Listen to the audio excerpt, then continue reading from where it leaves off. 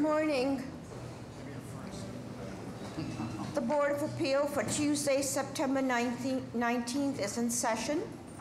Just a reminder, make sure your cell phones are off. And if you're here to speak in support or in opposition to the project, we are really here to get new information. So please add new information to any testimony that you give. If somebody has already stated your concern, put your name and address on the record. In conformance with the open meeting law, I'm informing you that this meeting is being live streamed. Today is a day that we all need to acknowledge. Peter Chin has spent many years on this board, and today is his final day sitting with us and on this hallowed board here. So we'd like to convey our thanks to him for all his years of service on behalf of the residents of the city of Boston. Peter, thank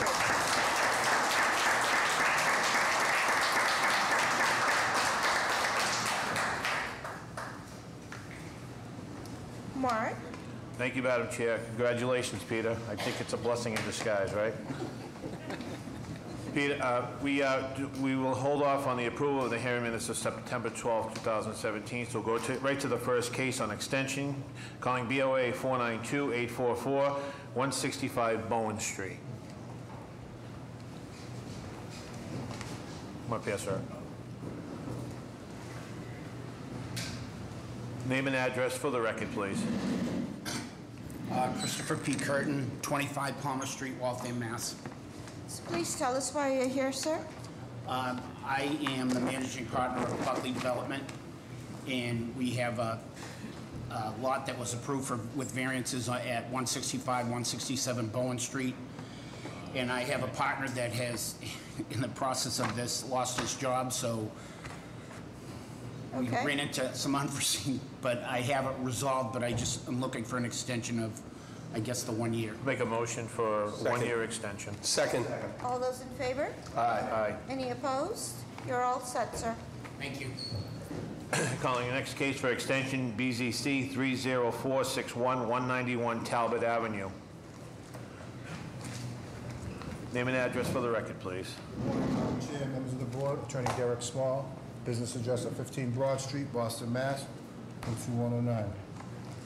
Please tell us what you're requesting, Mr. Small. Yes, we're here requesting a 1 year extension from today's date for a decision granted by the board for 191 Talbot Avenue, and that was to erect a new gas station. What's holding it up? Well, there was some site remediation that Getty International Corporation had to do, and it's just about all cleaned up, and we should be ready to go within the next. Make a motion to approve. Is there a second? Second. All those in favor? Aye. Any opposed? Motion carries. You're all set. Good luck. Very much. On the last case for extension, calling BZC 33486, 312 Spring Street. Name and address for the record, please. Michael Philbin, 29 Farragut Road, South Boston.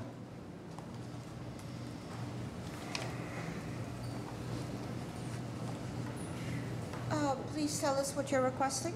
I'm requesting an extension for this variance. I'm working right now with Tom White to finalize the building permit, and we've been working ardently. We have the demolition permit issued, and we've been back and forth, so we're eager to get the permit approved and start working, but it's just been a lot of steps. Make a motion. Second. All those in favor? Aye. Any opposed? Motion carries. You're all set. Thank you. Before I call the G card and the rediscussion, I'm going to call the hearings. Are there any deferrals or withdrawals for 9:30? Address, John? Good morning, Madam Chair, members of the board. John. Address, John, before you I'm go. sorry. It's 110 Seven Hill Ave. For the record, calling BOA 738-147-102 to 110 Savin Hill Avenue. Name and address for the record, please. Sure. Attorney John Pulgini, 10 Forbes Road, Braintree, Massachusetts. Good morning. The reason for this deferral request is this was an Article 80 project which was approved by the BPDA last month.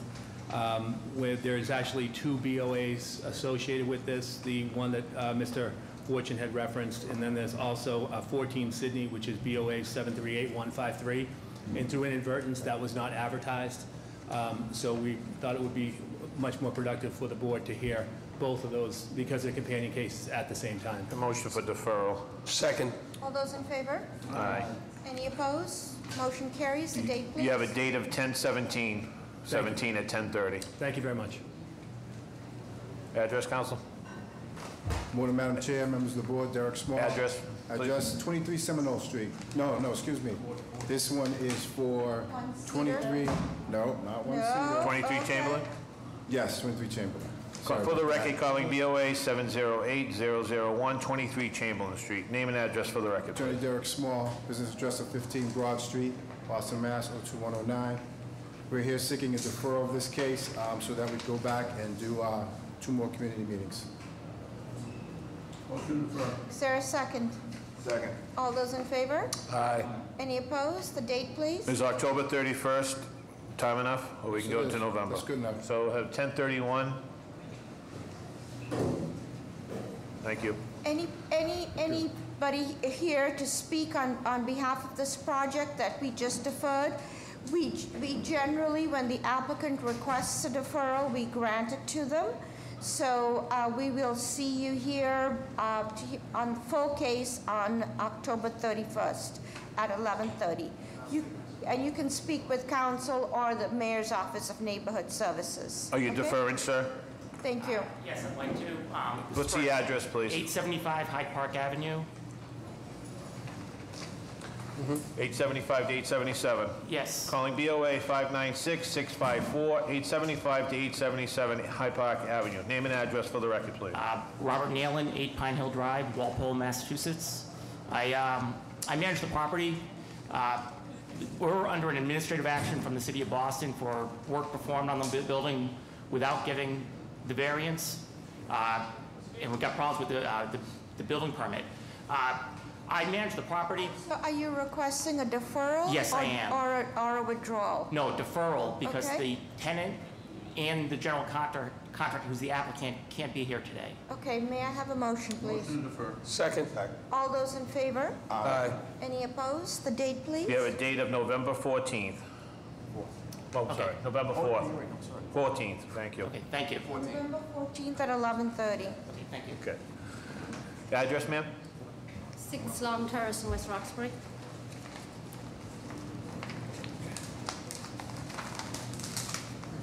Oh, that's the rediscussion, ma'am. I haven't called those yet. What are you deferring? Just want to defer. We're going to meet with the local council tonight. We have to wait until 11:30, so No, we have... she's at 9:30. Oh, you're at 9:30. My apologies. Okay, you're requesting a deferral? Yeah. Okay. Is there a second? Second. All those in favor? Aye. Any opposed? The date, please? Yes, we're working on it. Hold on, ma'am.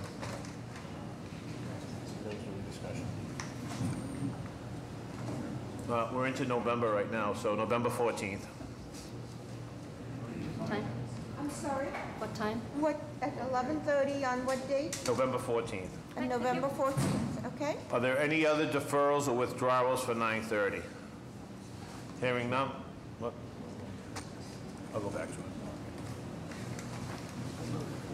Calling G-Card. I'm going to call them all at the same time, the address and the BO name. BOA 736-606, 25 Warren Avenue. BOA 743-636, 31 Warren Avenue. BOA 736-607, 33 Warren Avenue. BOA 733-608, 35 Warren Avenue. BOA 736-609. Is Warren Avenue here? 609, 37 Warren Avenue. BOA 736-610, 51 Warren Avenue. Where to pass, sir? Name and address for the record, please. Dave Tregorth, 50 Summer Street, project manager for Warren Avenue. We're doing renovations to 30 affordable units owned by 10 City Corp at each of these addresses.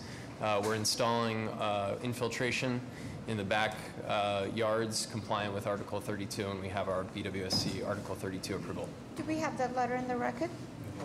Christian? Good morning, Madam Chair, members of the board. Christian Simonelli, Boston Groundwater Trust. We have all the approval letters from the applicant, and they are in compliance. Okay. I'll make a thank you. motion for approval, Madam Chair. All those in favor? Aye. Any opposed? You're all set. Good luck. Thank you. Madam Chair, just for a little housekeeping, we have a case at 11:30, it's G-Cod. We have a letter from, I don't want to keep him here, Okay. so we have the letter at 11:30, but I'll call it into the record. Okay. If you have that letter, I'd greatly appreciate it. Actually going to get it, but I do have it. Okay, thank you. Why are your hands up? We're here in opposition. If something's a G-card and they meet the requirements, then we go ahead with it. Because really, all we're here is for the G-card, the G-card process to ensure that all the requirements of G-card is being met. We do not look at any other issues related to the case. So what is the address? Who's the applicant for this? Just hold on. Who is the applicant and what is the address?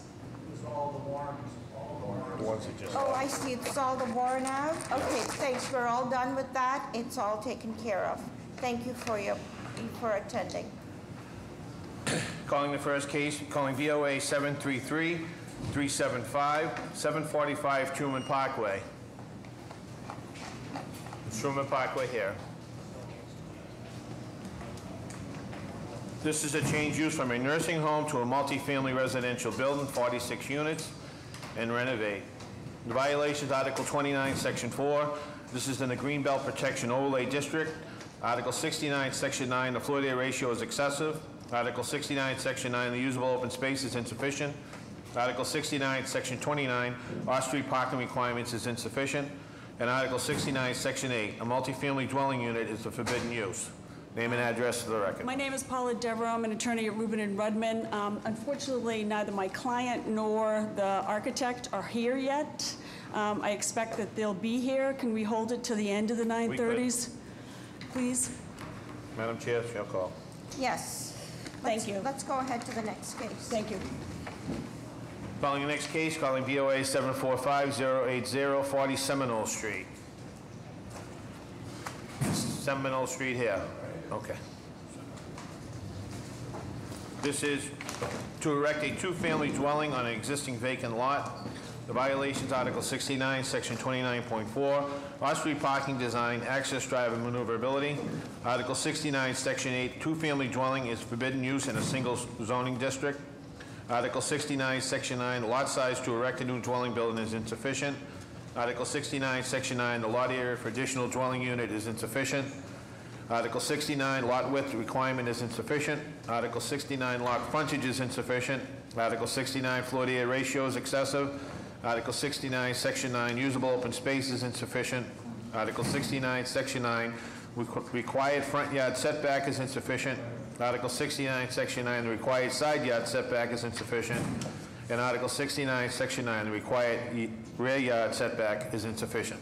Name and address for the record, please. Good morning, Madam Chair, members of the board. Attorney Derek Small. I have a business address of 15 Broad Street, Boston, Mass. 02109. My client is not here. He's supposed to be on his way, but he's stuck in traffic, but we'll continue. We are here seeking relief to erect a two-family dwelling on a vacant lot today. Each unit in the two-family is approximately 1,500 square feet. The zoning sub-district is 1F 6,000, and I will go over the violations. Off-street parking location, we are providing 2 off-street parking spots in the rear, 9 by 18 through a 10-foot driveway access. And what's required? 2. So you're meeting your parking requirement? I think it's 2.5 is what Pardon? it is. 2.5, so we're a little under. Okay. Lot size is 6,000, we have 3,200 square feet. Lot width is 60, we're proposing 40. Lot frontage is 20. We have 15. FAR is 0.5. We're increasing the FAR to 1.16. Open space is 1,800 per unit. We have approximately 1,500 per unit. The front yard setback is 25 feet. We're using a modal setback. And what is modal? I think it's 15 feet back. Okay. The side yard requirement is 10 feet, we have 3 feet. Rear yard setback is 40, we have 28. On August 31st, we had a community meeting sponsored by the Mayor's Office of Neighborhood Services, in which a number of residents came out in support of the project. I'll stop there and take any questions that the board may have. So tell us about the character of that street. Is it one or two families? It's mainly two families. Both houses on both sides are two family. On either side of the property are two families. So it's predominantly ones and twos in the neighborhood. Okay. And what's preventing you from meeting the side yard requirement? Because the requirement is 10 feet and you're proposing 3? There's not enough room on that side of the building. Okay. How are the plans, Mr. Pisani? The drawings are adequate. The actual front yard setback is 8 feet. Is it, okay, it's modal though. Right. Any questions from the board? Is anybody here to speak in support of this proposal? Madam Chair, members of the board, John Ellison, Mayor's Office of Neighborhood Services, on behalf of Ruth Georges, we'd like to go on record in support. We understand there was a community process that went well for this project. Thank you. Is anybody here to speak in opposition? Good morning, Madam Chair, members of the board. Walter Applewhite, Councilor McCarthy's office. He did have an abutters meeting, and he does have some support, but the council's just concerned about the size. So he'd like to go on record as not supporting. Supports a single family. Okay, thank you. I'm sorry, Walter, did you say size? Yes. The size of the, okay, okay, thank you. Given that information, may I have a motion, please? Motion for approval of BPDA design review with special attention given to context. Is there a second? All those in favor? Aye. Any opposed? The motion carries with that proviso. Thank you very much. Calling BOA 596-654-875, I'm sorry, that's wrong, sorry. Calling BOA 719-964-18 Sylvester Road. This is direct a vertical addition, the violations Article 9, Section 1, 2F and a 1F subdistrict. Article 65, Section 9, number of stories allowed has been exceeded. Article 65, Section 9, insufficient side yard. Article 65, Section 9, excessive FAR. Name and address for the record, please. My name is Ken Portanova. My address is 148 Minot Street, Dorchester, Mass. So tell us what you're proposing. We're proposing to do a vertical addition to make more bedrooms for my children and make some more living space at the property. So this is a two-family? Yes, ma'am. And how big is the proposed addition? How many square feet? I'm not sure the exact square feet. There's already 2 bedrooms up there, so I really don't know the ratio. Okay. So this is, and this is excessive FAR and number of stories. How are the plans, Mr. Pisani? The drawings are adequate. I do have a question. You submitted a set of drawings to ISD, correct? Yes. And ISD stamped them in. Are these the same drawings that you submitted to them? No, these are more detailed drawings with the framing plans. Okay, and did you have any discussions with anybody at ISD just to make sure that it did not trigger a new violation? The new drawings? Yeah. No, because they're the same. Just more in more detail. Okay, so one of the issues, members of the board, is that there have been instances where ISD receives a set of drawings, each of the plan examiners stamp it. And then sometimes we have received drawings from the board, which are different from what they had originally seen. And it's triggered people that haven't been back. That's the reason I raised the issue. Okay, but the applicant asserts that these are the same plans, but in greater detail. Right. Okay? Exactly. Almost all applicants. Okay. Any questions from the board? Is anybody here to speak in support of this proposal? Good morning, Madam Chair, members of the board. My name is David Cotter from the Mayor's Office of Neighborhood Services. We'd like to go on record in support. I held an on-site abutters meeting for this property. All of the abutters in attendance expressed their full support for the plans. Mr. Portanova also met with the Cedar Grove Civic Association, who likewise expressed their support for the project as well. Thank you. Madam Chair, members of the board, Joe McEachran, City Councilor Frank Baker's office would like to go on record in support. Thank you. Is anybody here to speak in opposition? May I have a motion? Make a motion to approve with continued BPDA design review. Second. All those in favor? Aye. Aye. Any opposed? Motion carries. You're all set. Calling the next case, calling BOA 741-657, 416 to 422 Geneva Avenue. This is to remove the proviso to this petitioner only for takeout. The violation is Article 6, Section 4. The applicant seeks to remove the proviso granted to a previous petitioner. In Article 65, Section 8, the restaurant is a conditional use for this location. Name and address for the record, please. Hi, my name is Angel Cruz. The one, I'm sorry, I don't know English. He's the owner of El Geneva, 422 Geneva Ave, El Pilon Restaurant. Okay, thank you. What's his name again? Angel Cruz, Okay, and his address? 422 Geneva Ave, Okay. in Dorchester. Thank you. So tell us what is the name of this restaurant? El Pilon, E-L-P-I-L-O-N, El Pilon. Okay. It's a Spanish restaurant. Okay. And does the applicant have experience doing takeout Yes. in Boston? Yeah, Does he he have does. another location? No, this is the only one. It's like a family restaurant. This is the only restaurant he has right now. Okay. How are the plans, Mr. Pisani? Drawings are adequate. And does the exterior have signs on it? Does it have grates on it? Yes. It does? It Okay. does. Security cameras. It has. There's actually a nursery right next to the restaurant, and he offered to, put water and everything in it. Okay. Any questions from the board? Is anybody here to speak in support of this proposal? Is anybody here in opposition? Madam Chair, the issue around the grates, are we going to request to change the way? Yes.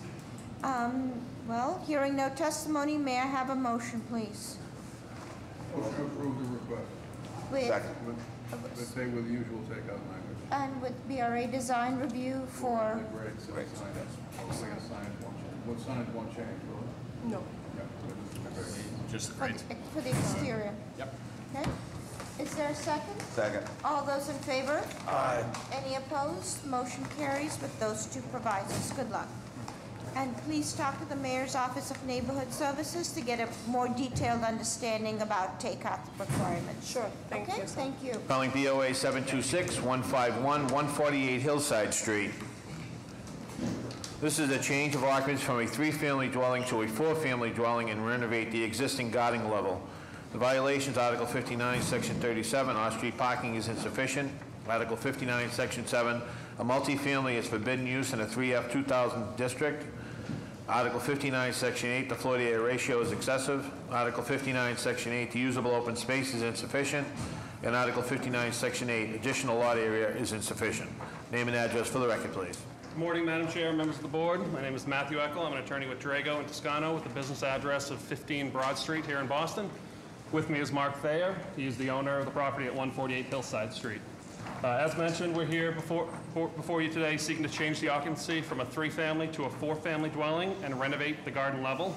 The project will also include the installation of a full sprinkler system. The zoning subdistrict is a 3F 2000. Lot area is 2,025 square feet. The garden level itself, we're proposing a two-bedroom, two-bath unit at 1,230 square feet. I'm sorry, the square foot again?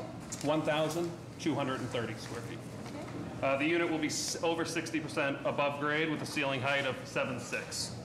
In terms of the violations, the use, it's a 3F subdistrict, and we're proposing a four-family. Parking, one additional parking spot is needed for the extra unit, which we do not have. FAR allowed is 1.0, and we're at 2.72. Minimum lot area per dwelling unit, we need 1,000 square feet, and we have 25 square feet. And open space, 400 square feet is required per dwelling unit, and we're at 150 square feet. In terms of the community process, we had a very productive abutters meeting. We also appeared before the Community Alliance of Mission Hill, who voted to approve the project. I've submitted to the board that letter, as well as 21 letters from abutters supporting the project. With that, I'll pause and take any questions the board may have. So tell us about this unit. Are the utilities separate from the unit?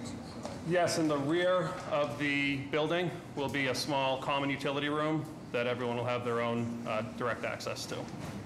And so the access is proposed through this door here? No, that door will be going away. There's access primarily from the, if you walk about 5 feet to the right, there'll be a doorway. So you look on the alley on the right, you walk in and there's a door to the left. Correct. There's also the rear egress, as well as access from the front door if you want to go back down. I'm looking at the drawings that don't see the rear egress. The rear egress back where the common mechanical room is, you can exit that way and go up the stairs, and that's where the other units would enter into the common. There's nothing on that level? No direct exit to the back. And what's the floor to ceiling height? 7'6". 7'6"? Correct. And, you know, the plans might be deceptive, but is that side entrance really totally above grade? How is that going to work, the main entrance of the building? Yes, no, it will be. There's a pretty steep slope as you move towards the rear of the building, but at that point it will be at grade. And tell us about those garbage cans. Are they going to, how is that going to work with everything else there? Yeah. There is space in the back of the building where it could be stored, or it could be pushed further down the side past that side entrance. And how many bedrooms in each of the above units? So there are 4 bedrooms in one unit and 5 in the other 2, and we're proposing 2 bedrooms in this new unit. So this would be a total of 11 bedrooms in the building? No, 16. 16 bedrooms. 4, 5, 5, and 2, correct. Why isn't this just a dormitory? So in the 5-bedroom units, are those families? Mark can speak better. It's a mixture of young adults, graduate students over there. Young professionals. Because you know the zoning requires maximum of 4 unrelated individuals in a dwelling unit.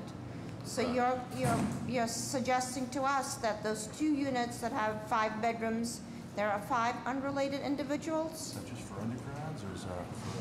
No, it's for all. For all, yeah. So is there a response to that? So there 2 of them have to be related? Correct. That's in the 5 bedrooms. Sometimes people use the other bedroom for offices or extra space. Okay. Council. How are the plans, Mr. Pisani? It's a terrific dormitory. Any questions from the board? Yes, I got a quick question. Is this how it's going to look, or is this how it looks right now? That's how it looks right now. That front's gonna be all renovated. Okay, so it does have an existing sprinkler system. You just said it was going to be is this already done? This work already done? No, there'll be a full sprinkler system that goes to the new unit as well, but there is a sprinkler system. There's a fire department connection there in the bill. Yeah. That's not fully sprinkled now? It is. The top 3 units are, the 4th will be sprinklered as well. That door is going to go away and become a straight facade, and then the entrance will be either around the right or through the other main entrance. I'm also trying to figure out Thank you. the windows in the garden level plan. The pitch on the terrain is quite steep. And while you may have a full door in the front, what kind of windows are they going to be as you go toward the back of the building? Each bedroom will have their own window, and there will be windows out of the bathroom as well. I could check the plans to see if they have the sizes. I can't tell from the picture on the left side of the building, is that opening driveway, that's flat. What's that, the opening? On the left side of the building, in the photograph on the front that you handed out, is that a driveway on the left? No, that's just a sidewalk passageway. That's not a driveway. Okay. And does that have the same pitch as the terrain, or is it flat? I'm just trying to figure out what the windows It's look flat. like. The bedroom windows will not be full egress windows. The slopes up as you move to the rear. At that point, it starts kind of flat and then pitches. They half windows, or what are they? Yeah, they're more window wells. Yeah. But if you do window wells on the 3-foot side, the window well itself is 3 foot.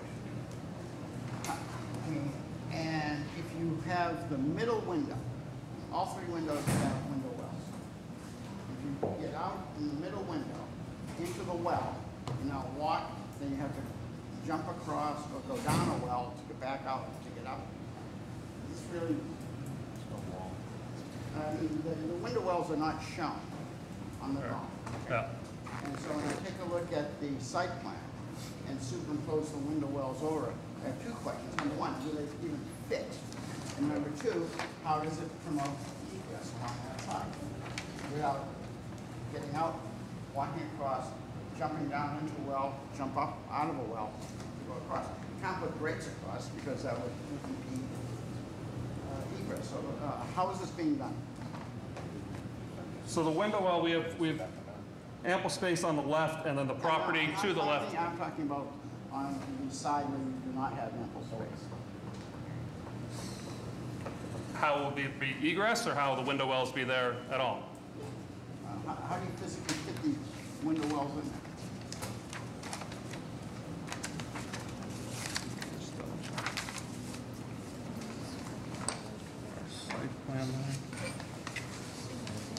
How many bedrooms are in the existing building right now? Existing right now, there's 14. Yep, there's 5, 5, and 4, and 2 bathrooms for each.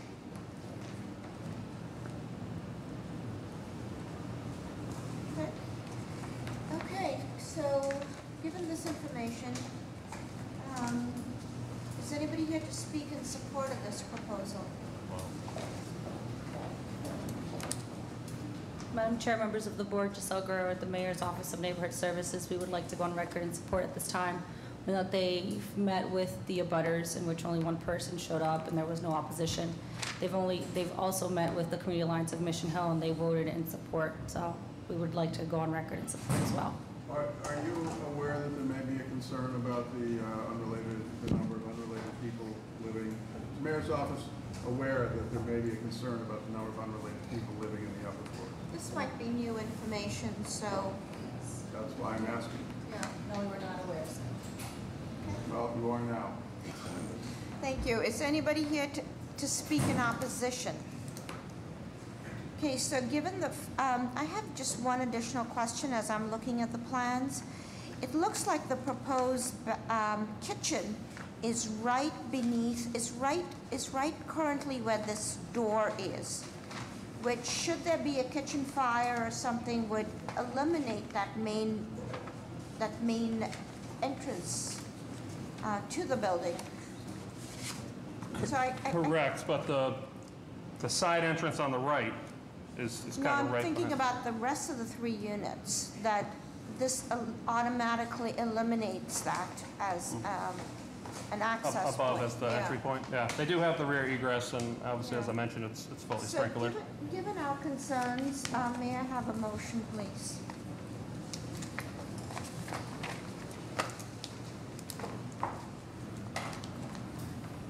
Based on, I'd like to make a motion to deny this project. Is there a second? Second. All those in favor? Aye. Any opposed? Motion, Thank you. BOA 745-780, 1 Cedar Street. This is to erect a one-family dwelling on a vacant lot. Violations Article 50, Section 44.2. The front yard existing building alignment on the block is not met. Article 50, Section 29, the side yard setback requirement is insufficient. Article 50, Section 29, the rear yard setback requirement is insufficient. Article 50, Section 29, the lot size to erect a dwelling unit is insufficient. Article 50, Section 29, lot width is insufficient. Article 50, Section 29, lot frontage is insufficient. Article 50, Section 29, the floor-to-area ratio is excessive. Article 50, Section 29, usable open space is insufficient. Article 50, Section 43, off-street parking requirement is insufficient. And Article 80E, Section 2, this is applicability to Boulevard Planning Neighborhood Design Review. Name and address for the record, please. Good morning, Madam Chair, members of the board. Attorney Derek Small, with business address of 15 Broad Street, Boston, Mass. 02109. With me today is Mr. Ashton Nicholas, the appellant for the application. Today we're seeking relief to erect a one-family dwelling on a vacant lot. The size of the one-family dwelling is approximately 2,200 square feet. The zoning sub-district is a 3F 4,000, and I will go over the violations. The existing building alignment, we're building up to the lot line in the front. It's a corner lot, by the way, so we're building up to the lot line. Side yard requirement is 10 feet. We're proposing 3. Rear yard setback is 30. We have 3 feet in the rear. Rear yard is 30 and you have Yes, 3. that's correct. What is the lot size? So The lot unit- size is 1,862 square feet. So these are regulations for undersized lots, okay? That's correct. And it's 2,000 per unit. The lot width and lot frontage, the requirement is 25 feet. We have 21. The FAR is 0.8. We're coming in at 1.2. There is a requirement of 1 parking space, but we do not have that on the site. With regard to the community process, Madam Chair, we had an abutters meeting on July 20th, sponsored by the Mayor's Office of Neighborhood Services, Joshua McFadden, and we had a second abutters meeting on September 13th. We have the support of all of the direct abutters with regard to this project, and we think it's a reasonable request. We'll stop there and ask if there are any questions. Okay. How are the plans, Mr. Pisani? Drawings are adequate. Any questions from the board? Is anybody here to speak in support of this proposal? Good morning, Madam Chair, members of the board. Joshua McFadden, Mayor's Office, Neighborhood Services. I'd like to go on record in support. As the applicant did mention, we held 2 abutters meetings, which all direct abutters, were in support. And since then, we have 1 letter of a young woman who was not in support. But as of now, we're definitely in support. Okay, thank you. Are you here to speak in support? Please your name and address on the record. I'm actually here to speak against the project. Okay, is anybody here to speak in opposition? I am a resident of the neighborhood, and as a member of the neighborhood committee, we were requesting that the applicant postpone this hearing because we have had enormous amount of items on our agenda the last few months, and we were not able to put this on the agenda for the neighborhood to review and comment on. And therefore, we had space in our October meeting, and we were hoping that we could review it with the applicant. Given the number of zoning violations, we felt like this would set a precedent in the neighborhood for such a small lot on a very busy corner of Washington Street with no parking. It is an excessive amount of violations that we felt would set a precedent in the neighborhood for small lots, given what is going on in the neighborhood at this moment with development. And so we would request that this would be postponed so that the neighborhood could fully discuss the project with the developer. Thank you. Thank you. I'm sorry, did you put your name and address on the record, please? Holly Shepherd, 33 Hawthorne Street. Okay. Given the fact that the adjacent lot is the same size, appears to be the same size, is that It's a little bit bigger. This lot is the result of a former Victorian duplex. The left side, which we are building on, was set afire years ago and burnt down. The lot next to it is owned by Miss Marion Bailey and Mr. Frank Williams, and who are in support of the project. We met with them continuously with regard to this project. And there are other one-family dwellings on similar sized lot. Number 4 Cedar Street across the street is, the lot size is 1,750 square feet. And right two doors down at 2671 Washington Street, there's a one-family on a lot that's 1,440 square feet. So there is precedent in the neighborhood. So that's the lot form Yeah. in that part of the neighborhood. You said there was a building on that lot burned Yes, out? years ago, yeah. And was it attached to the next? Yes, it was. It was a Victorian duplex. Yeah, But it's all, First get in touch with the neighborhood association. And I'm glad this came up because it definitely needs to be responded to. We reached out to HPNC in May. We're not able to get on the agenda. We reached out again in June. As she said, agendas are full. People don't meet during summer months. So we went from May to now, and we still haven't gotten on the agenda because it's been full, and I understand that there's a lot going on. But we think this is a very modest and reasonable project for the site. okay, may I have a motion, please? Motion for approval with BPDA design review, and cautionary note that this board meets 12 months a year. Exactly. Neighborhood groups, if they want a seat at the table, I think are obligated to keep up with our schedule. Okay, is there a second? Second. All those in favor? Aye. Any opposed? Motion carries with that proviso. Thank you very much. Calling BOA 677-994, 84 to 88 Wareham Street. This is to propose to build a new roof deck with elevator and stair access via 2 stairs. The violation is Article 64, Section 34, Restricted Roof Structure District. Name and address for the record, please. Good morning, Madam Chair, members of the board, Attorney Nick Zazula, McDermott, Quilty, and Miller, 28 State Street, Suite 802 here in Boston. With me to my left is Ed Nardi from Crescent Realty. He is the property owner and developer. And the proposal before you this morning is to relocate a roof deck on this fully approved Article 80 large project review project on the corner of Wareham and Albany Street in the south end.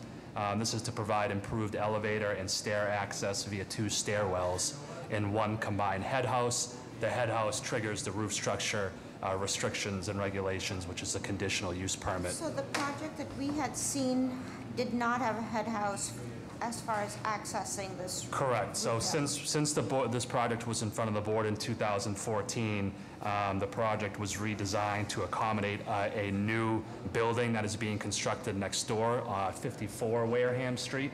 46 Wareham Street. That building and the Crescent Realty building share a party wall.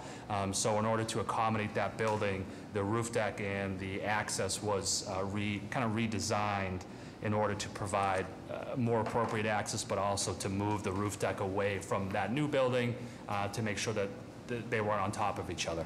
How are the plans, Mr. Pizzati? The drawings are adequate. Up on the roof, you also have trying to see whether it's a full bathroom or just a half bath. Is that correct? Half? Yes, sir. And the half bath also has the trash chute going down? Yes, sir. And the reason for the half bath was what? I think you have to, I think by code you have to provide a bathroom for the superintendent of the building, and it also serves for guests of the roof deck as well. So wait a minute, the superintendent's bathroom is up on the roof? Yeah. Yes, it is. But it has outdoor access? Yes, it does. So he has to go up the stairs, outdoors to go to the bathroom? Or out the elevator. Well, the main... Still has to go outside? Yes, sir. Yeah, the main rationale behind having that bathroom, though, is again to provide better access and to accommodate anybody in the building who has a disability who, then they don't have to go all the way downstairs to go to the restroom. It's a convenience as well as... That actually is the right answer. Yeah. Because it's a common roof deck. Correct. And have to provide access. Okay. Correct. It's to serve a dual purpose for both purposes. Any other questions from the board? Is anybody here to speak in support of this proposal? Good morning, Madam Chair, members of the board. My name is Faisal Sharif with the Mayor's Office of Neighborhood Services. We held an abutters meeting regarding the applicant's proposal. Several direct abutters were in attendance, and they were in full support of the project. So we would also like to support that position Thank this you. time. Thank you. Thank you. Is anybody here to speak in opposition? May I have a motion, please? Motion for approval. BPDA continued design review. Second. All those in favor? Aye. Any opposed? Motion carries. You're all set with that proviso. Thank you very much. Going back to the first case we called today, calling BOA 733-375, 75 Truman Parkway. This is a change from a nursing home to a multifamily residential building of 46 units. Violation Article 29, Section 4, the Greenbelt Protection Overlay District.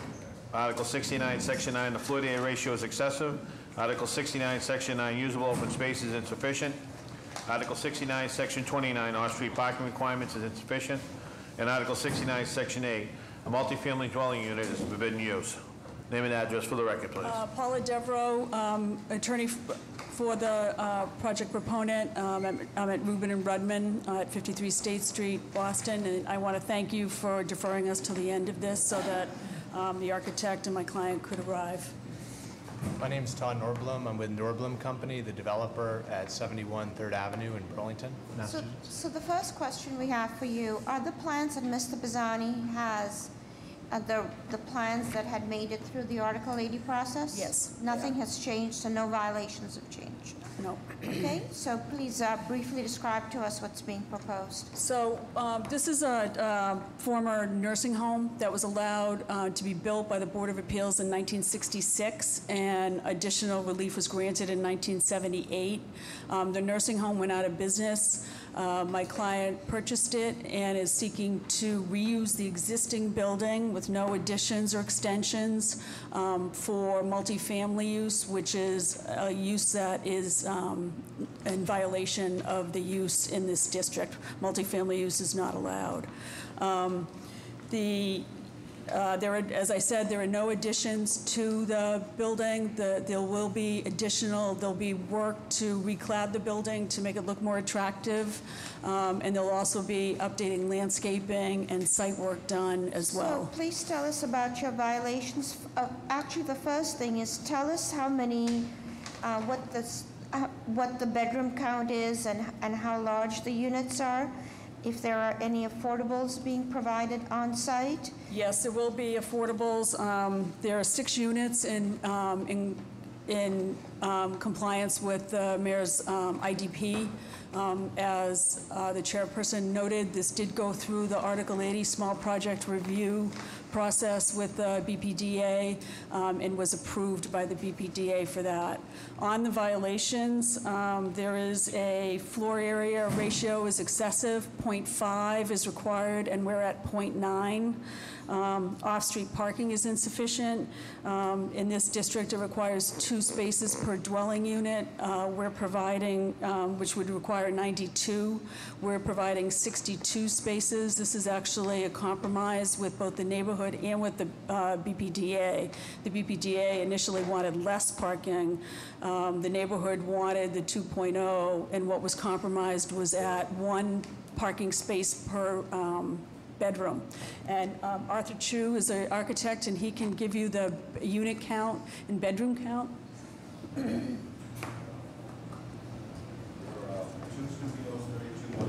So, hold on, 2 studios. 32 one bedrooms. 12 2-bedrooms. And 12 2-bedrooms. Okay, and what are the average sizes of those units? The studios are 580 square feet. 1 bedroom is 690 square feet. And 2 bedrooms are 937 square feet. 937, okay. Okay, how are the plans, Mr. Pisani? Drawings are adequate. Any questions from the board? Is this a gut and rehab, or are you using primarily the existing layout? So it will be a gut and rehab of the interior. There's actually a lot of abatement work that needed to be performed inside the building, which has been completed to the environmental standards. So the building is more or less in a shell condition currently. Okay. Have you selected a contractor for the project? We have not selected a contractor, no.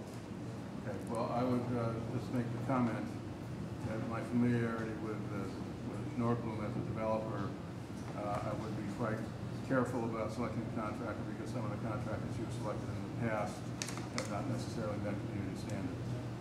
Understood. Any other questions from the board? Is anybody here to speak in support of this proposal? Good morning, Madam Chair, members of the board. Brian Flynn with the Mayor's Office of Neighborhood Services. I just want to go on the record in support of this proposal. An abutters meeting was held, which garnered favorable results from the community.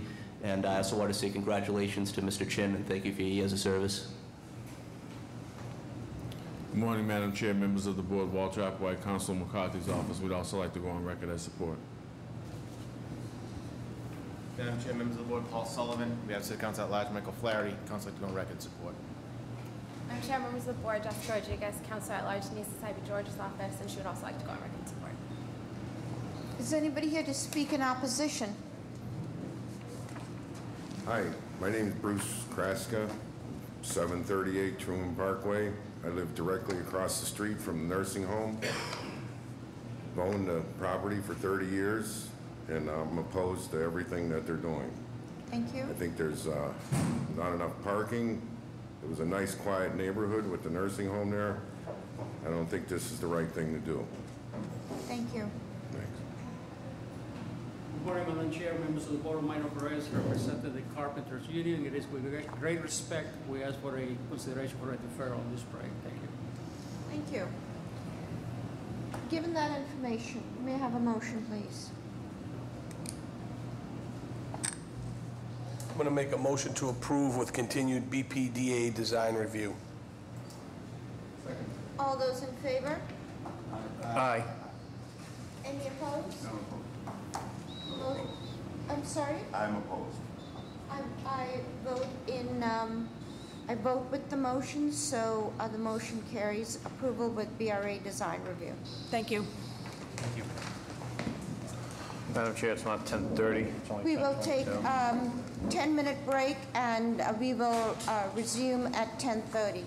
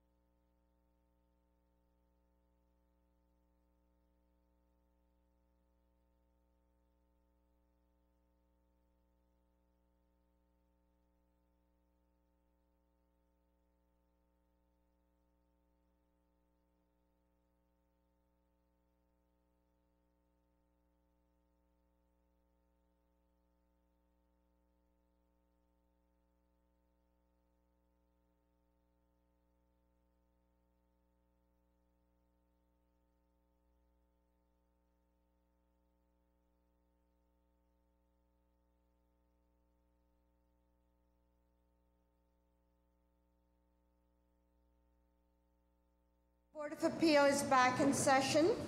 Let's move to the 10:30 cases. Thank you, Madam Chair. Are there any deferrals or withdrawals for 10:30?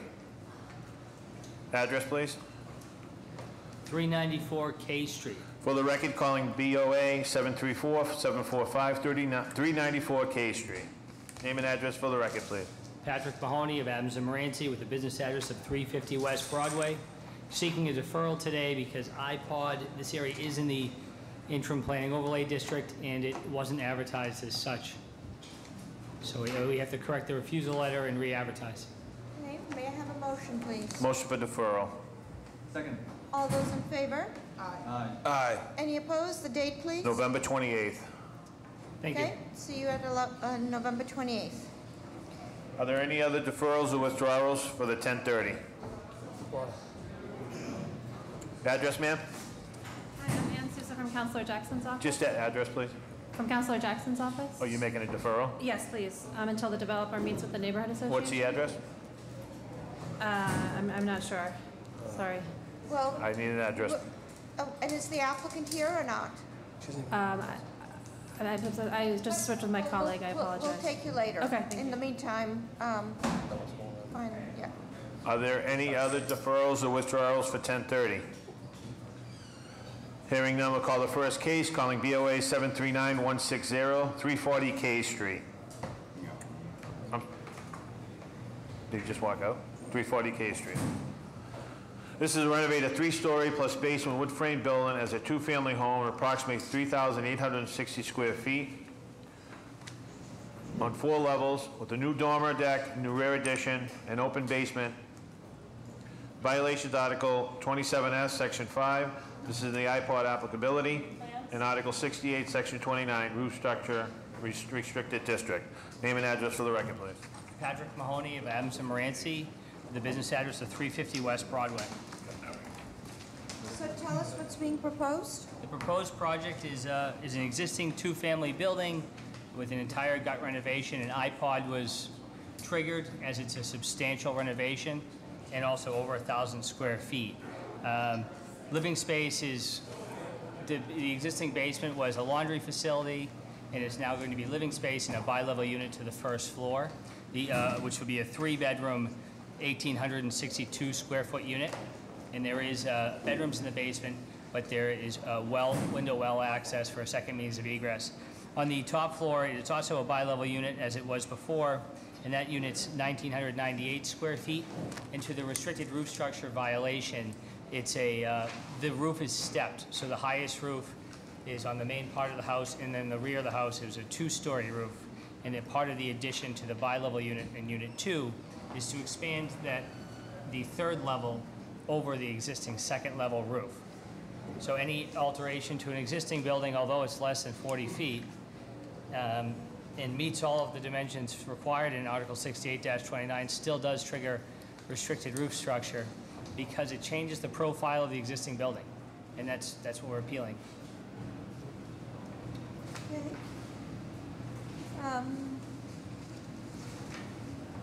Let's give us a chance to review the plans for a minute. How are the plans, Mr. Pisani? Drawings are adequate. And this roof deck is only for the second unit? Yep, and it's in the rear. It's not. It's a lower roof in the back part of the house. And how large is each unit? Unit 1 is 1,862 square feet, and Unit 2 is 1,998 square feet. Okay. How are the plans, Mr. Pisani? Drawings are adequate. The South Boston iPod requires that should the board have not agree with the BRA recommendation, that we should basically put a reasoning on the record. So I just would, in the meantime, like to draw the board's attention to the BRA recommendation on this project. Are there any questions from the board? Is anybody here to speak in support of this proposal?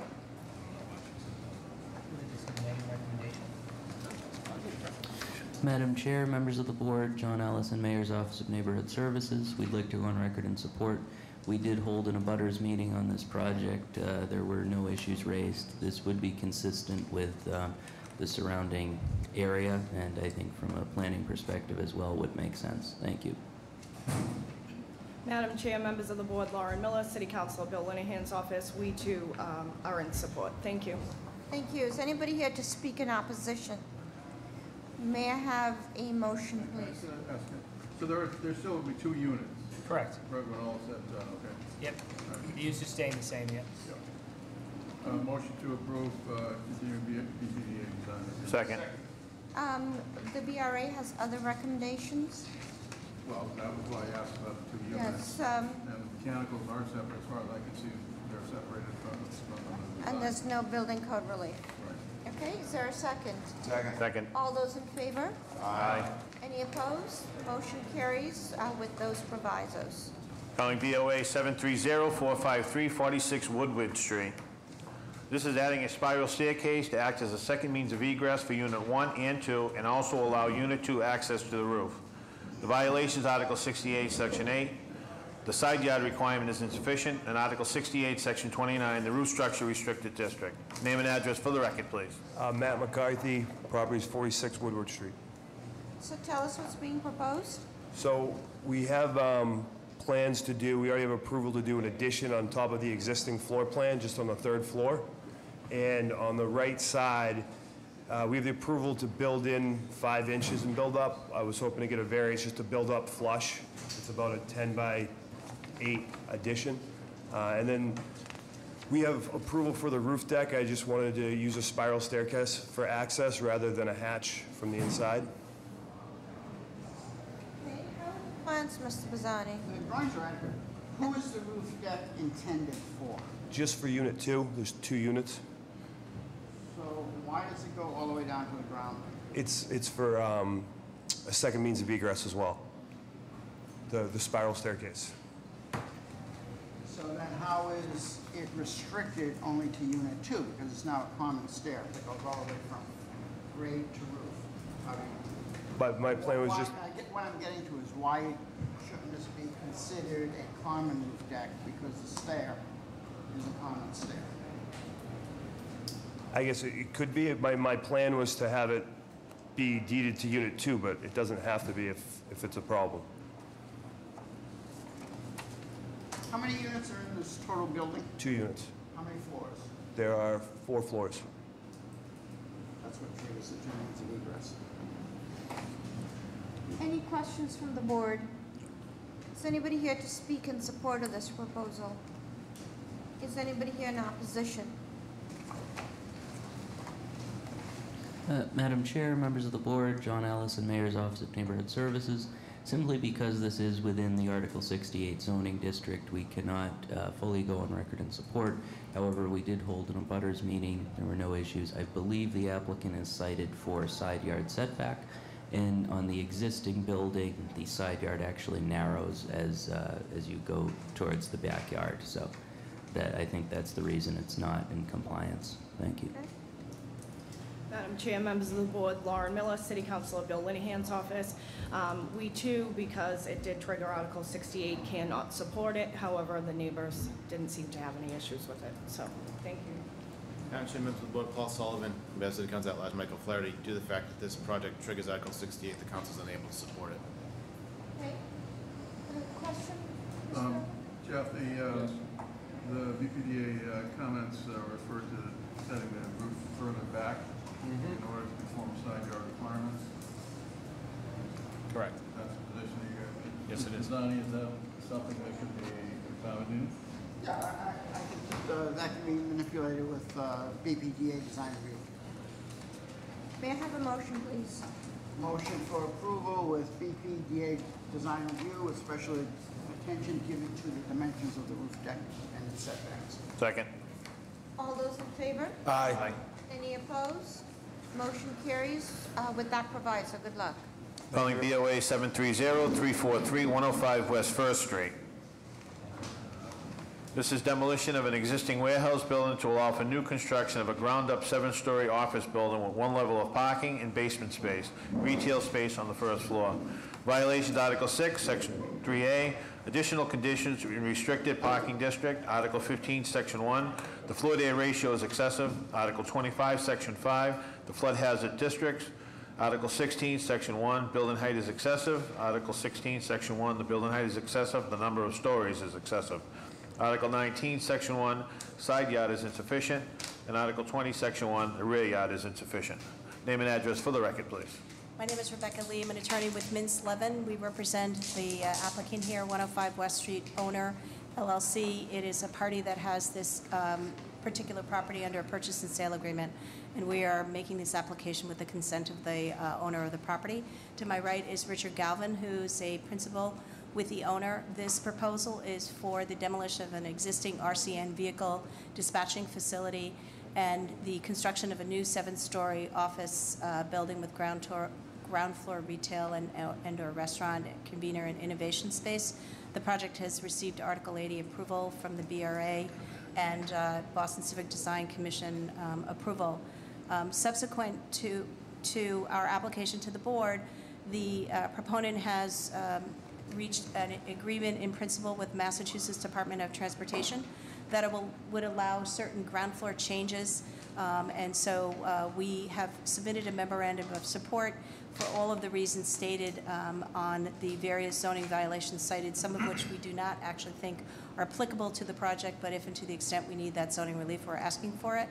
And so we have submitted the alternative design, which would allow certain ground floor active spaces to be placed closer on First Street. This is completing a suite of buildings around West A Street Park in South Boston.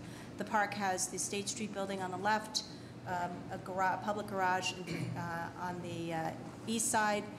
To the south is Artists for Humanities, and then will be this new building. So now this public park, which this development team actually developed for the city, it's now owned by the city, but maintained privately, will complete this suite of buildings. The project has gone through numerous public meetings, had the support of the IAG, and would go into construction after the vacancy of the building by the existing tenant. So what was the date of the most recent plans? We just want to make sure Ms. Pisani is looking at the current plans. Sure. I have a set right here. They're dated revision 2. He's looking at them. They're half-size plans. Do you have the right plans, Ms. Yes. Pisani? I do. Yeah. Okay. Yeah. Tell us about this FEMA flood zone. What are the ramifications for this building? Well, the grade of the building is being increased a total of, where's our architect? Right here. There's a big grade change from the back to the front of the building, from West First Street to West Second Street. So the grade of the building is being changed, and the mechanical equipment is also being increased. This is David Lunny from Stantec Architects, who can speak more precisely to the grading of the site. So West Second Street, West First Street, and 8th Street, the elevation between the two, West Second and First, 12-foot differences, the grade change exists right now. The floodplain existing VCB base is essentially 60.6, which is 8 inches below the proposed ground floor of the building. This has as high peak and raise and still maintain accessibility. It's 8 inches above your floodplain. So in addition to that, the mitigation for future resiliency of the building, we've raised the critical infrastructure for the building, the switchgear and so on, another 2.5 feet to get that above that under floodplain with the sea level rise. And also proposed to include the design for a temporary barrier being placed across the parking structure to preclude the storm surge from entering the garage and going to below-grade parking, easy mitigation to the building. So that's how we address those issues. Thank you. Any questions from the board? Mr. Pisani, are the plans adequate? Absolutely, they're great. Thank you. Is anybody here to speak in support of this proposal? Madam Chair, members of the board, John Allison, Mayor's Office of Neighborhood Services. We'd like to go on record in support. This has gone through a full BRA process, and we are in support. Thank you. Madam Chair, members of the board, Lauren Miller, City Councilor Bill Linehan's office. We too wish to go on record in support. This project has the support of the IAG, has gone through numerous public meetings, and the council would like to offer his fullest support. Thank you. Madam Chair, members of the board, Paul Sullivan, we have City Council at large, Michael Flaherty. Recognizing that there still may be some outstanding concerns about height and parking, the council at this particular point would like to go on record in support of this project. Thank you. Madam Chair, members of the board, Minor Perez, representing the Carpenters Union, would like to go on record in support of the project. Thank you. Is anybody here to speak in opposition? Have you selected the contractor for the project yet? We're down to 2. Sure they're good ones. They're very good. May I have a motion, please? Before you make a motion, Madam Chairman, I'd just like to enter into the record. We submitted with a memorandum of support an architect's certificate attesting that the project fully complies with Article 25. We also have an engineer's opinion from Niche Engineering, the civil engineer. So I'd like to just enter that in the record, if I may. Thank you. May I have a motion, please? Motion to approve BPDA design. Second. All those in favor? Aye. Any opposed? Motion carries. You're all set. Good luck. Thank you very much. Thank you very much. Following the next case, calling BOA 728-280, 217 Newbury Street. This is a change occupancy from retail to sit-down ice cream shop with takeout. Violations Article 8, Section 7, the use of item 36A, takeout is conditional. Article 8, Section 7, the use of item number 37 is conditional. Name and address for the record, please. Good morning, Madam Chair of the Board. I'm Attorney Jim Heffernan for Rich May. To my right is my colleague, A.T. Desta, and to my left is Ming-Dong Lee of the tenant, L&G Group Corp. The request today is for a conditional use permit for the change occupancy from retail space to an ice cream shop with takeout. To give you a background of Mr. Lee's business is a franchisee of a company called ICE New York, or NY. It is a Thai ice cream franchise, started in Southeast Asia in 2011. Its first shop was in New York, hence the NY, and this will be the first shop in Boston. It's a smashed and rolled ice cream, so it provides a different experience for ice cream lovers. The process of the permit, this started in April through neighborhood association meetings, the Back Bay Business Association meetings, and meetings with the butters. We've come to the point here today with support of both the Neighborhood Association of Back Bay and the Back Bay Business Association. I will note for the board and Neighborhood Association of Back Bay requested that we bring forth 3 provisos for the board's consideration, which we have no objection to. The first is that the permit is limited, or it prohibits heated preparation of food, meaning cooking.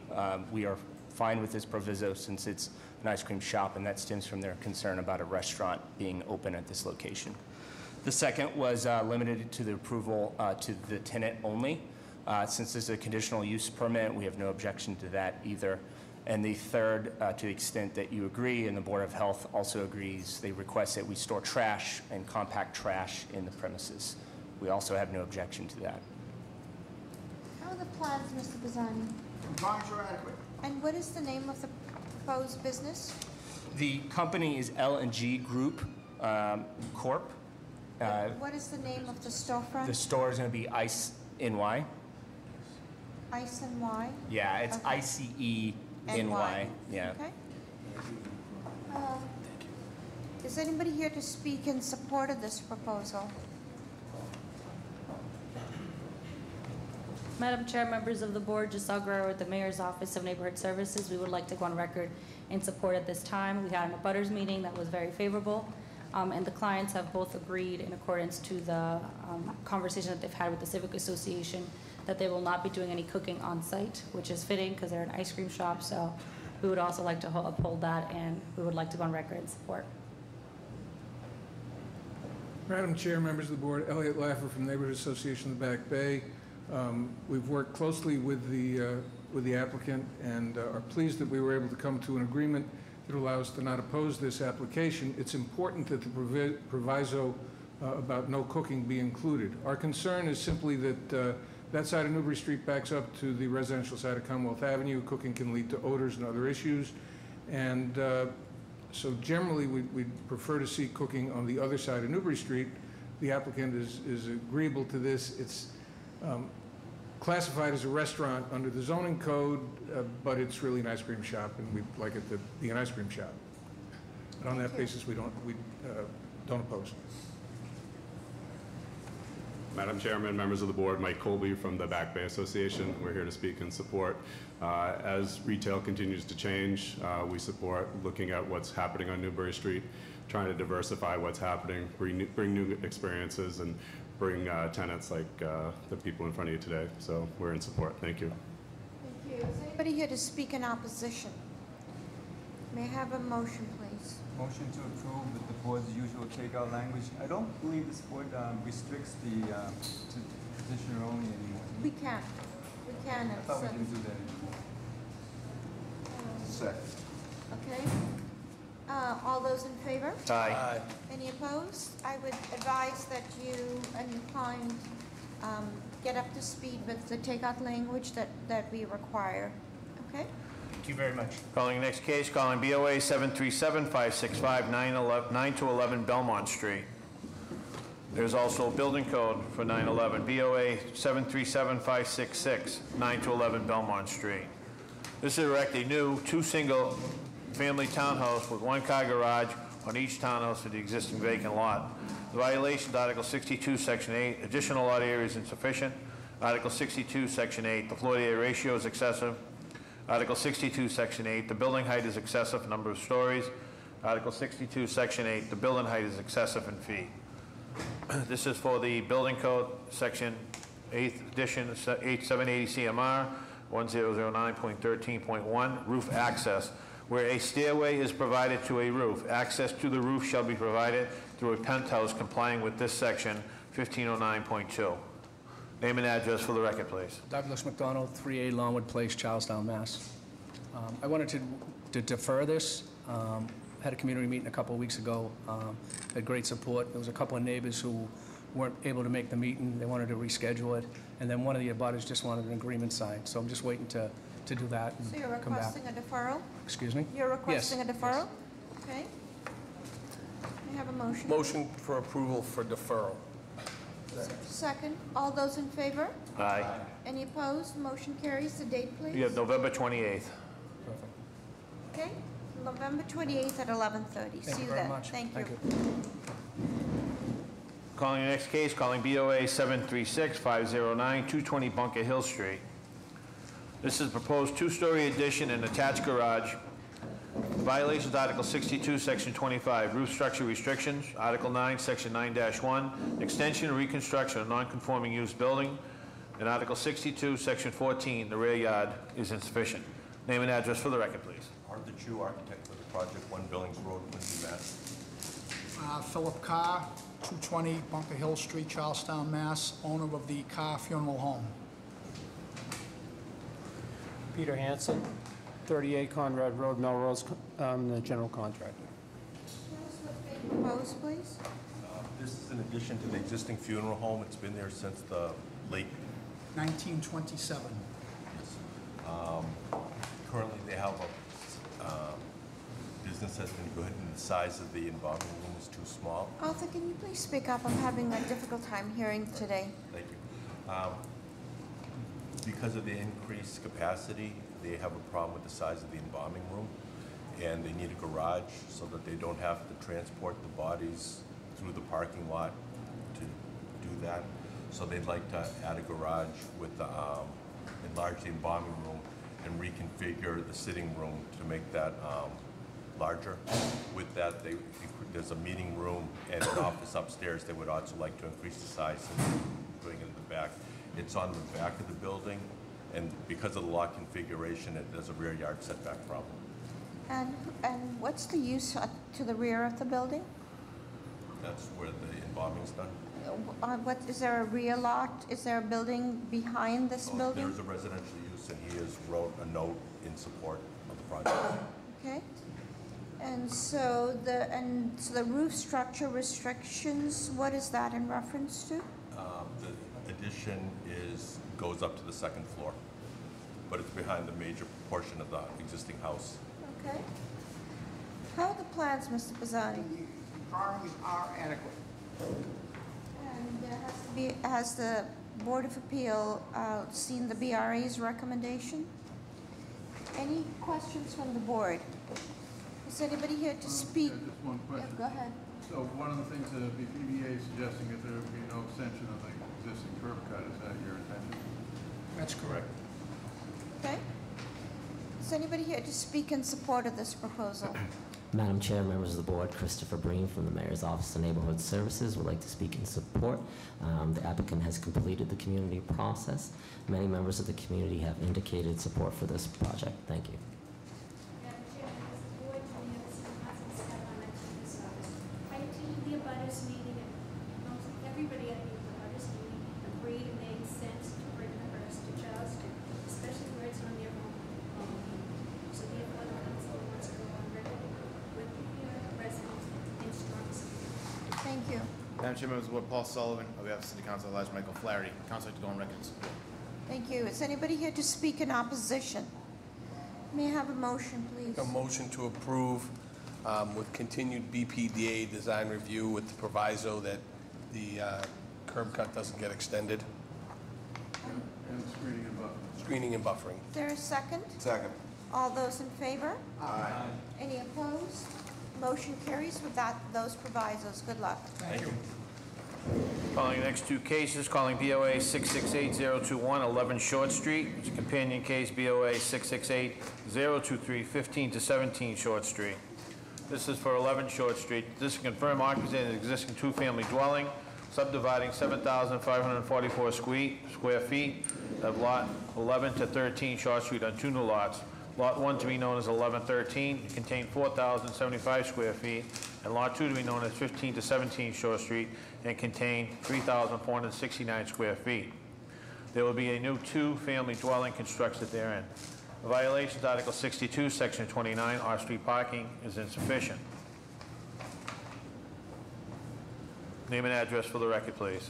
I'm Michael Powers. I'm the owner of the land, and I've lived there for 40 years. And I have my daughter, Mary Kate Powers, who lives with us at 13 Shaw. Tim Sheehan at 9 Wall Street in Charlestown as well. I'm actually a project architect. So please, this sounds a little complicated to me because I cannot, so this are two buildings on the same lot? Is this Yes. subdivision supposed to? Well, the subdivision, we were here in July, and the Yeah. board asked us not to do the subdivision, so I think the language might be dated. So what we're doing now is, Have you refused a letter, or have any of these violations gone because of this? yeah, we got one more we have one more violation. It's two houses on the, it's two structures on the same lot. Otherwise, the architecture, the project itself is the same. But when we were here in July, the board didn't like the shape of the site. They basically didn't want the site subdivided. So we were told to come back and just submit with all the structures on the same parcel. If I might interrupt you, let me just read this into the record, because the page was not there, now I just found it. This is for 15 to 17 Short Street. Okay.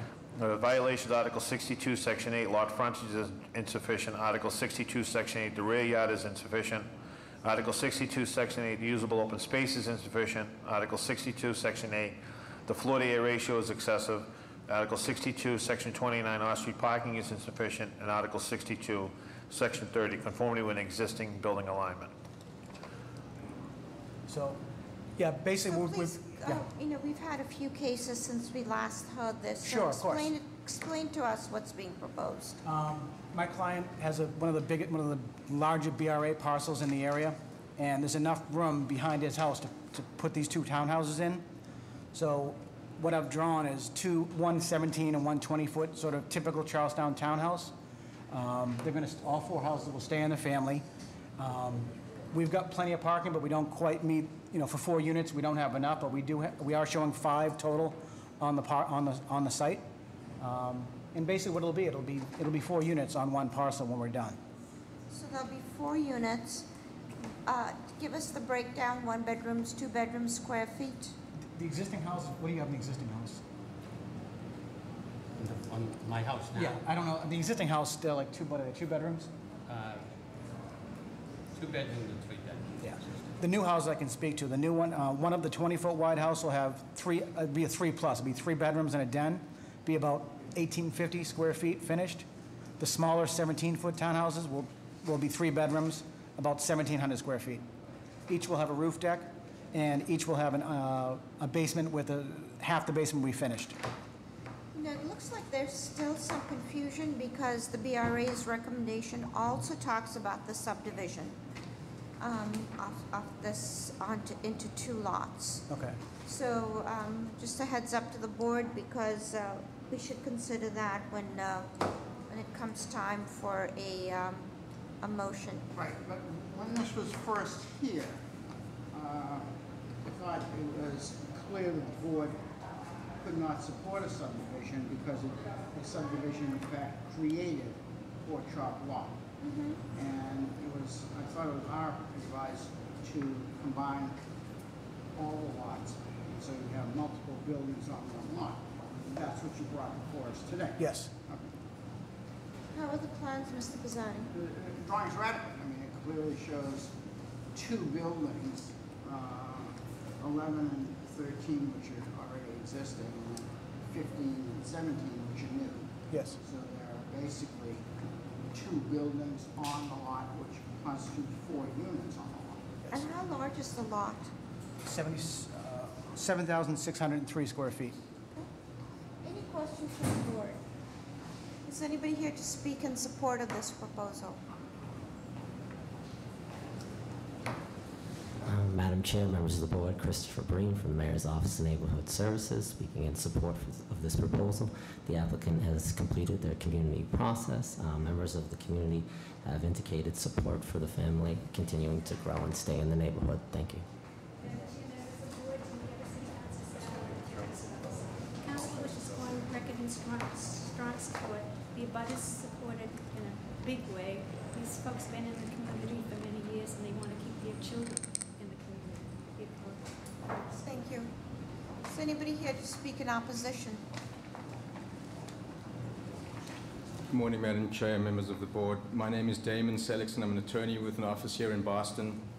I represent various residents that abut this proposed parcel, the project at this proposed parcel, including Kristen Kiley at 100 Baldwin, Chris and Sarah Piasecki at 100 Baldwin Unit 1, Jeff and Ginny Aaron at 98 Baldwin, Mary Goen at 98 Baldwin, Mary McGuire at 102 Baldwin, Audrey and Greg Bergie at 102 Baldwin. All of these people are direct abutters. They're all opposed. The project, as proposed when it came before the board in July, is substantially similar in terms of its violations. Nothing has been corrected. The In fact, ISD's zoning refusal letter adds an additional violation now. So not only does the existing proposal that the board had concerns with has not been addressed, but now there's an additional violation. So what's the opposition based on? The opposition is based on the fact that they're seeking a variance. We submitted a letter on, I submitted a letter on behalf of my clients, Your Honor. But will you summarize what your opposition is based on? Sure. My clients are, the second building, the proposed building, is going to be right up against the people at Baldwin Street. I have some photographs I can submit to the board, which I'd like to do, which show how close it's going to be. There's insufficient lot coverage. There's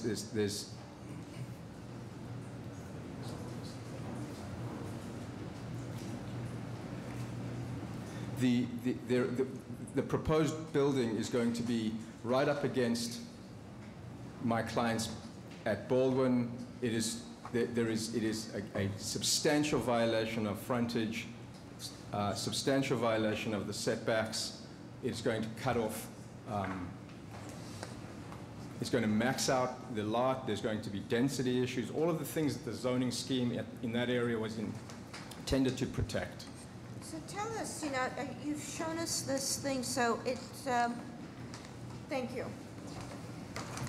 Tim, can you tell us about that rear yard? How far is it from the property line? Yeah, he's talking about number 17, the proposed smaller townhouse. 102 Baldwin Street, the main 4-story portion of the building will be 30 feet back. The buildings will be 30 feet apart. But 102 Baldwin Street also has a 1-story addition, which will be about 17 feet back from it, because it's a 10-feet yard, and we're set back 4. So, but you won't see it because there's a fence there. But the buildings are about 30 feet apart, which... Did this board, in fact, grant relief for the buildings on Baldwin Street?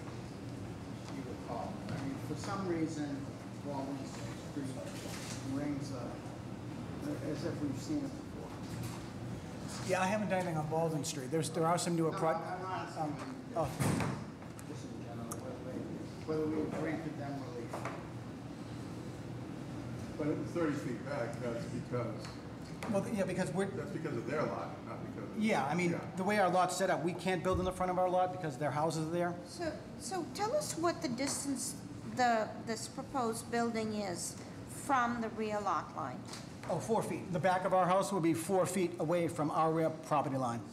Okay, and from the side yard closest to the patio? 3.5 feet. 3.5 feet? It's like 3 feet, it's 3.1 on one side, 3.5 on the other, 4 feet in the back. Okay. And then from his house, the existing house, we're about 30 feet away. Okay. So, for the attorney, I have a question. I mean, the photographs are all very impressive. The trees back here, on whose property are those? My understanding is the trees are on the petitioner's property, Your Honor. Yeah, it's a jump. Judge. But this is 4 feet from the property line. We understand that. Any other concerns that you want to put on the record? Again, this is a self-inflicted harm, and a variance is granted sparingly, and this should be denied. Okay, thank you. Hold on 1 second. Mark? Yeah, the earlier concern about the DBA, about the pork chop. Yep. Has that been addressed by the change in approach? Well, the paperwork that we had still had the subdivision as listed. However, Yes. even without it, the BPDA wouldn't support 2 dwellings on the same lot. Would not support. Would not the support it. dwelling. Okay. Yes, and I think the notification also gives a sense that it is a proposed subdivision for some reason. I missed the question, Anthony. I think you asked the question, was there any relief granted to Baldwin Street? Did you ask that question? I did ask that question. Did we get an answer to that question? Inconclusive answer. No. Not really an answer. Okay, any more discussion, or are we ready for a motion? Is there a reason why you had to set back only 4 feet from the rear lot line? To get the parking in between the houses. There's just no place else for the parking to go. Once you get up that driveway, we've got to get at least 2 cars up there. And the way the grading, Requirement, yeah, I mean, we're not even, for 4 units, you know. I'm talking about the setback from the rear lot Oh, line. the rear lot line, yeah, I mean, the setback is, the requirement in this zone is 25 feet. So you couldn't get a house in there if you follow the you couldn't get any houses in Charlestown the way it's written, but this site would be tough. So the question is there a way of pulling the house further back, or so that in fact you're maintaining greater level of privacy for the abutters? We could get a couple, Some way. yeah, we could get a couple more feet. Anyway, given this information, may I have a motion, please? I'd like to make a motion to grant the relief requested with BPDA design review and special attention given to increasing the Rear rear yard setback. Okay. Second. Okay. And this is also clarification that this is not a subdivision. So there's a second. All those in favor? Aye. Any opposed? Motion carries with that proviso.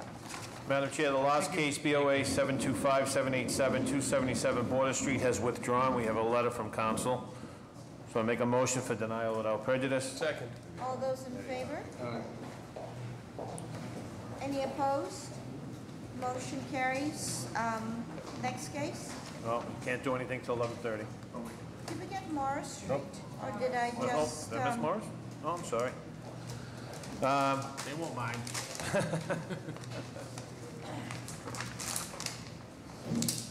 Calling BOA 642-817-101A Morris Street. This is to build a new 3-story, 3-family dwelling on lot 101A Morris Street.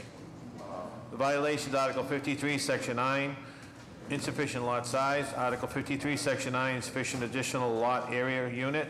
Article 53, Section 9, insufficient open space. Article 53, Section 9, excessive FAR. Article 53, Section 9, insufficient side yard setback. Article 53, Section 9, insufficient rear yard setback. Article 53, Section 56, insufficient parking. And Article 53, Section 57.2, roof and upper stories projection over the city sidewalk is 2 feet.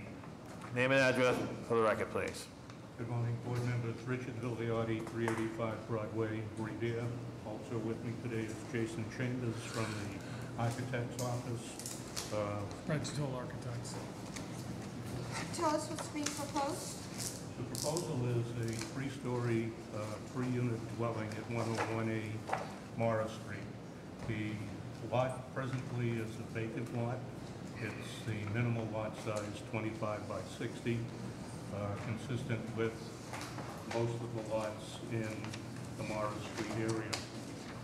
The proposed structure would be consistent and in harmony with existing buildings on Morris Street, all built on similar size lots, 3-story structures with 3 units. Okay, so this is a proposed, tell us about the unit sizes for each one of these. I'm sorry. The unit sizes, the size of each unit that's being proposed? The units will be two-bedroom units. Present time, the proposed use is as rental units. Okay, and I'm confused, this address is 101A Morris Street. Why is that? Why is that? There was some confusion with the numbering of the lots.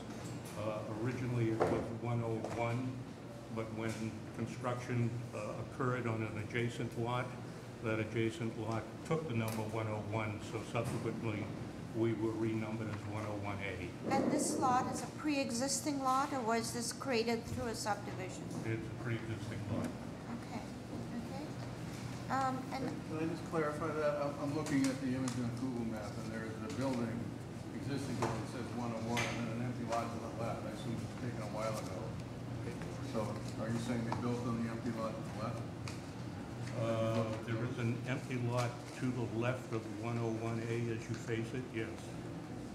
It just says 101 on the, on the door. But that vacant lot is part of the parcel, so I believe there are 4 two-story structures adjacent to that vacant lot in 1A. Then there is this violation that I find interesting. It's roof and upper stories projections over the city sidewalk, greater than, can you explain that? The original plan did in fact create a violation. Subsequent plans that will be submitted will be not in violation of that code. So, Do you have a copy of those plans? The new plans? Yes. Only the plans that were submitted with the building application so why are there new plans being submitted? to not be in violation of the overhang. Okay, so is the new plans will only remove that that, okay, Exactly, yes. okay? Can we proceed with what you have, Mr. Pisani? Yes. Okay? Is that a building code? Is that a building code issue? What is the building? The overhang. No. No, it's a PIC issue. Yeah. Any other questions from the board? Is anybody here to speak in support of this proposal?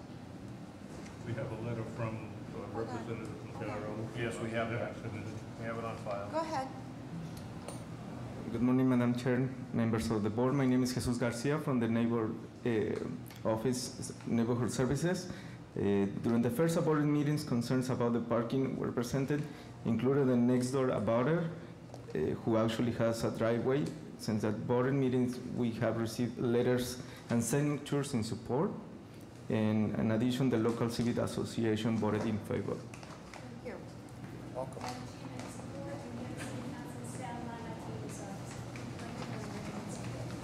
Thank you. Is anybody here to speak in opposition? And is there any way of accommodating parking on this site? There is no off-street parking available. That's a problem that we looked at, but could not be addressed given the size of the lot. Given that information, may I have a motion, please? I do have one other question. This, in fact, is a 3-unit building, is that correct? Yes. How are you providing accessibility to the ground floor unit? There are stairwells. No, I'm talking about handicapped accessibility. Does the architect have any idea? Aren't you required for a 3-unit building to make 1 unit, ground floor unit accessible? The ground floor The answer is yes. The ground floor unit is accessible from the front, which is one of the issues that the community had, that it didn't have a step up to it. We entered it on the first floor. Where do you enter from? From the front entrance. From the front entrance, you come in and you do not step up at all, right? No, you do not.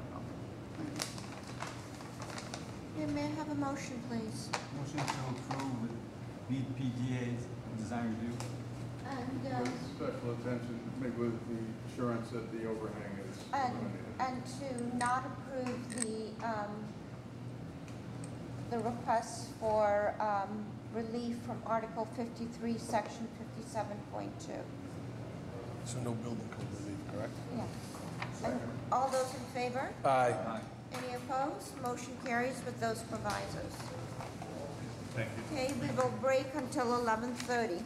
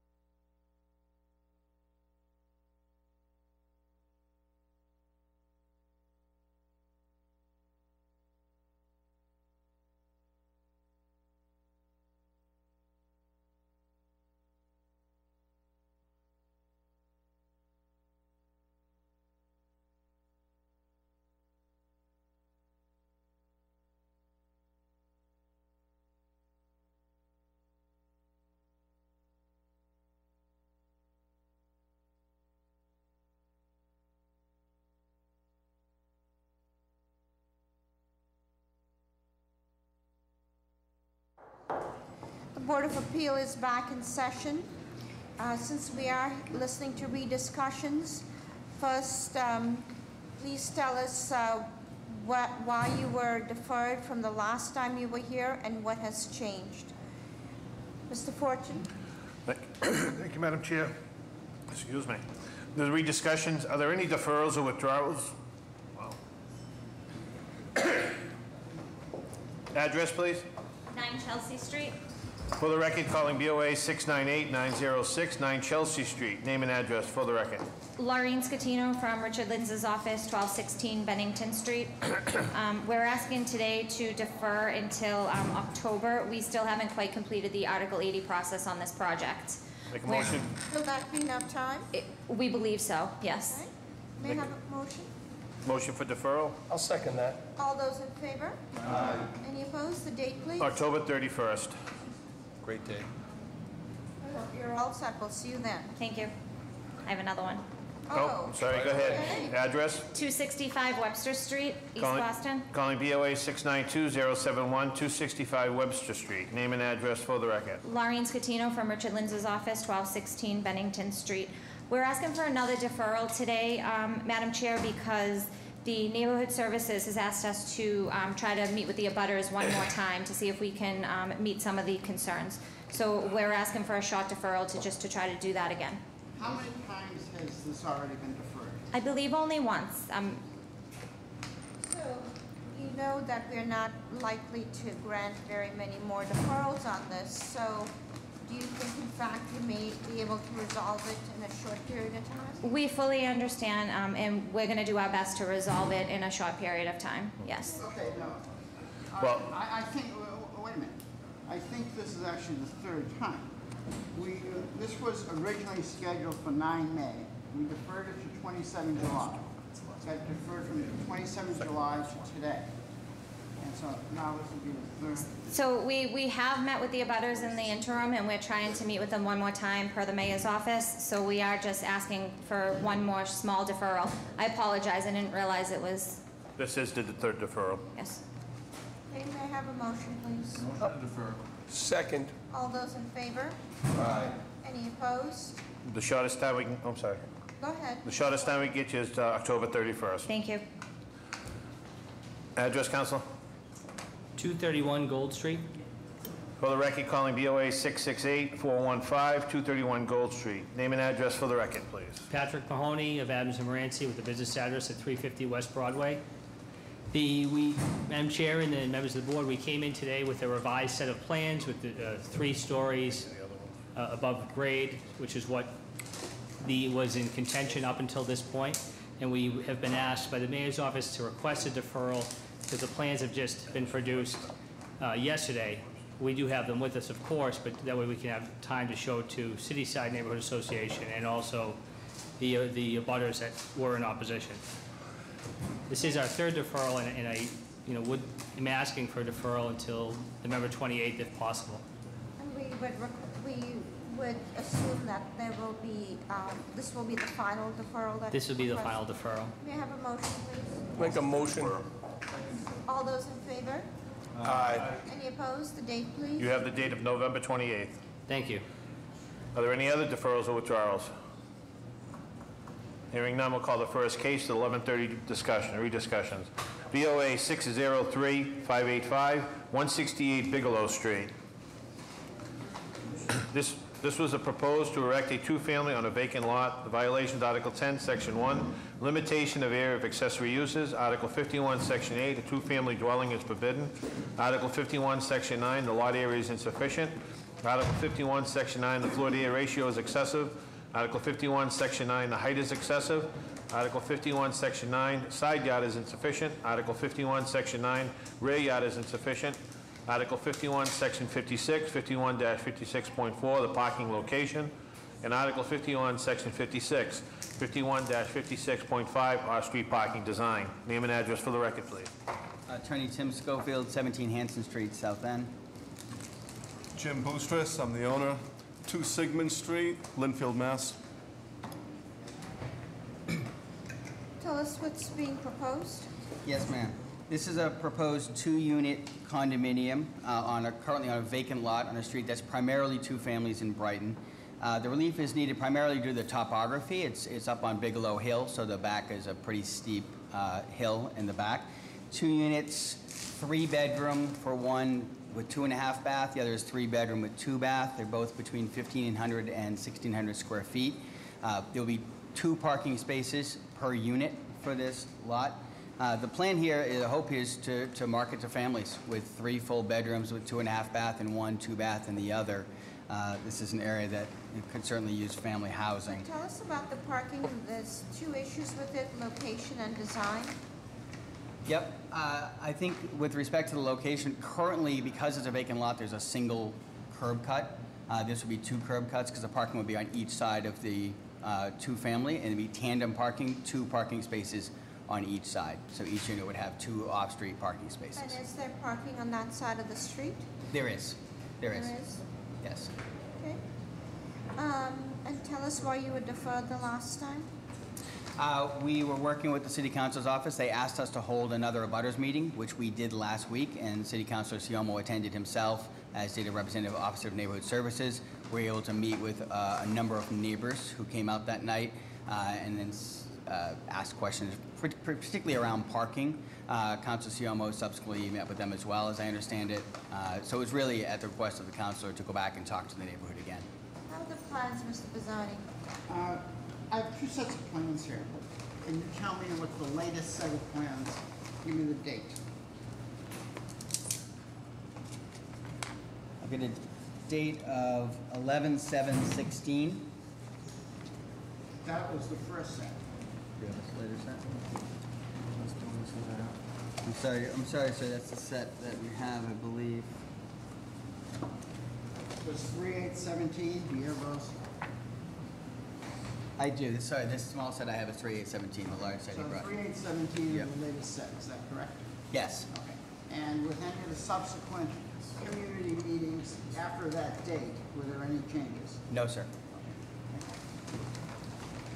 Any questions from the board? Did you say if you met with the Austin Brighton Neighborhood Association? Oh, I'm sorry. We did, yes. We met with BIA. They voted in support of this project. I apologize. Thank you, Mr. Chairman. Is anybody here to speak in support of this proposal?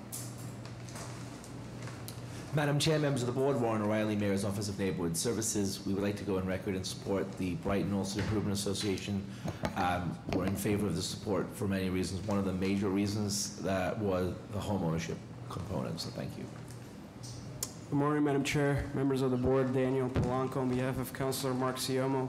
We'd like to go on record and support with the proviso that this condominium units are owner-occupied.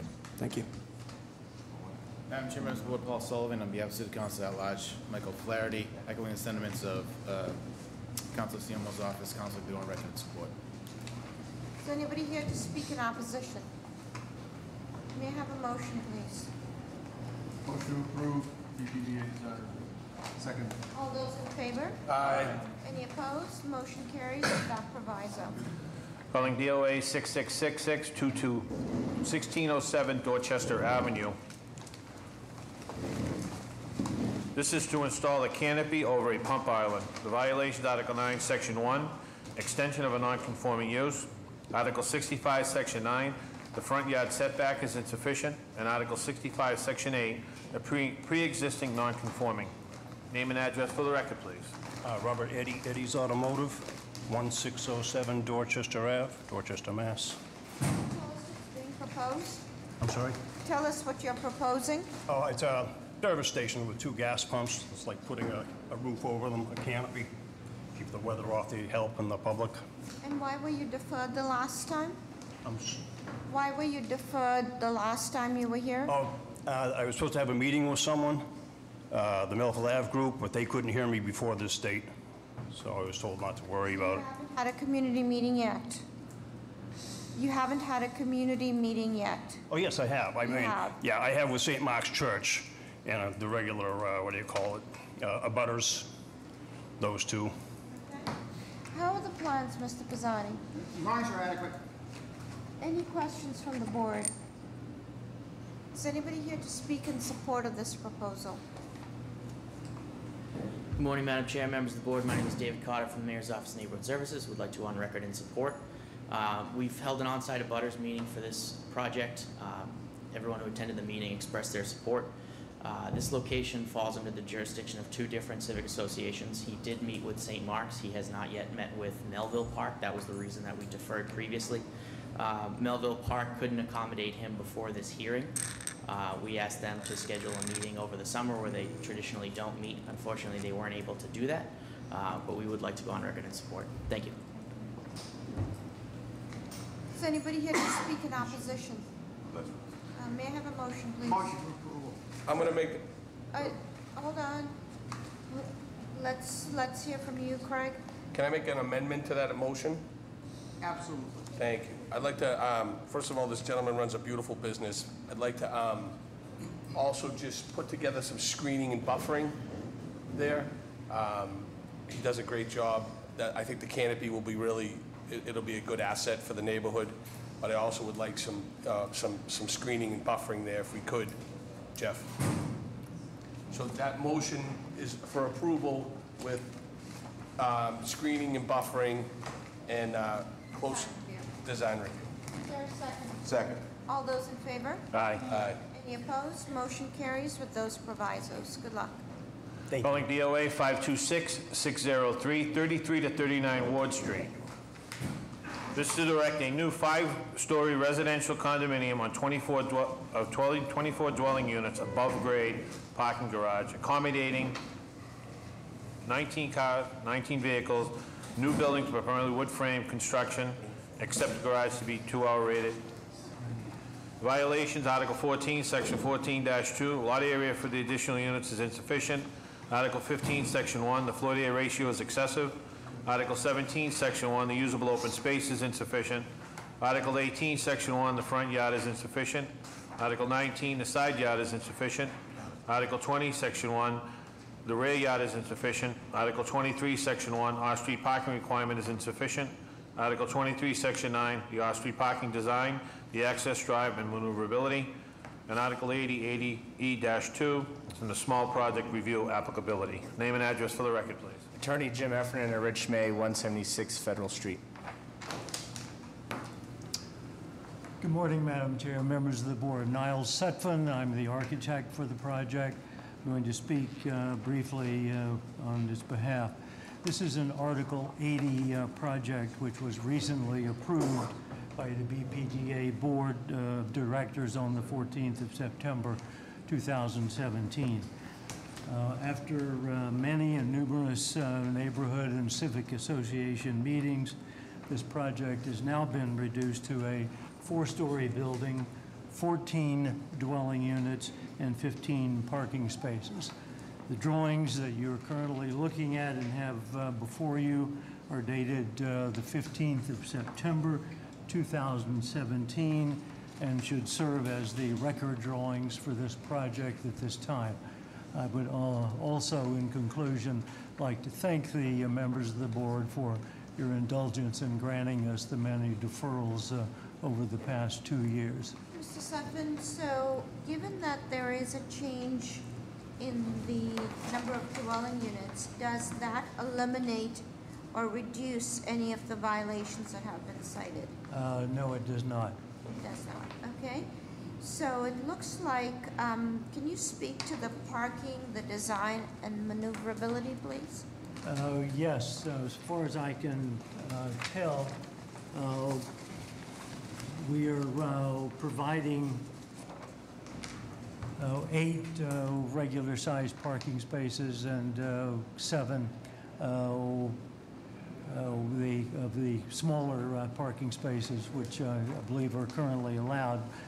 I believe that we can meet the maneuverability standards set for circulation within this garage space as it's currently designed. So it's very possible that this was a citation based on the proposed 19 spaces that you had previously. Is that possible? Yeah, that's very possible. Yeah. Okay. How are the plans, Mr. Pisani? The drawings are adequate. Is there a roof deck on this? No, there is No? not. Any questions from the board? They're all two-bedroom units? I think, Mr. Chin, there's one 3-bedroom unit. The balance are 2 bedrooms. Not that this is all that important, but I'm just curious why it's a Ward Street address and not a Preble Street address, since the building is oriented toward Preble Street. Well, we first started out designing the building with an entrance, the main entrance to the building to and from Ward Street. In the many and numerous neighborhood meetings we had, there seemed to be a very strong preference to move that entrance around to Preble Street. But the address stayed the same. The address stays the same. By the way, I did confirm our ability to do that with inspectional services. Any other questions from the board? Is anybody here to speak in support of this proposal?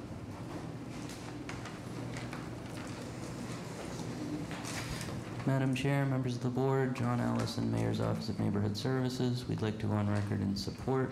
This has been through a long community process, and the applicant has made changes to address community concerns. Thank you. Madam Chair, members of the board, Lauren Miller, City Councilor Bill Linehan's office. We too wish to go on record in support. There were a number of community meetings held, and they made all of the changes requested by the community to garner their support. So we're on board. Thank you. Madam Chair, members of the board, Paul Sullivan, on behalf of City Council at Large Michael Flaherty, the council would like to go on record in support. Is anybody here to speak in opposition? May I have a motion, please? A motion to approve with continued BPDA design review. Second. All those in favor? Aye. Aye. Any opposed? Motion carries with that proviso. Good luck. Thank you. Thank you, Madam Chair. Calling BOA 722-592-502 East 3rd Street. This is erect a new two-family building with 4 parking spaces. The violation, Article 68, Section 8. Required rear yard setback is insufficient. Article 68, Section 8. In the zoning residential subdistrict, the main entrance of the dwelling shall face the front lot line. And Article 68, Section 33, off-street parking, design, access drive, and maneuverability. Name and address for the record, please. Patrick Mahoney of Adams and Moranci with a business address of 350 West Broadway. Madam Chair, I just submitted a new set of plans to the board. This was the initial set that was filed, and then another set was amended.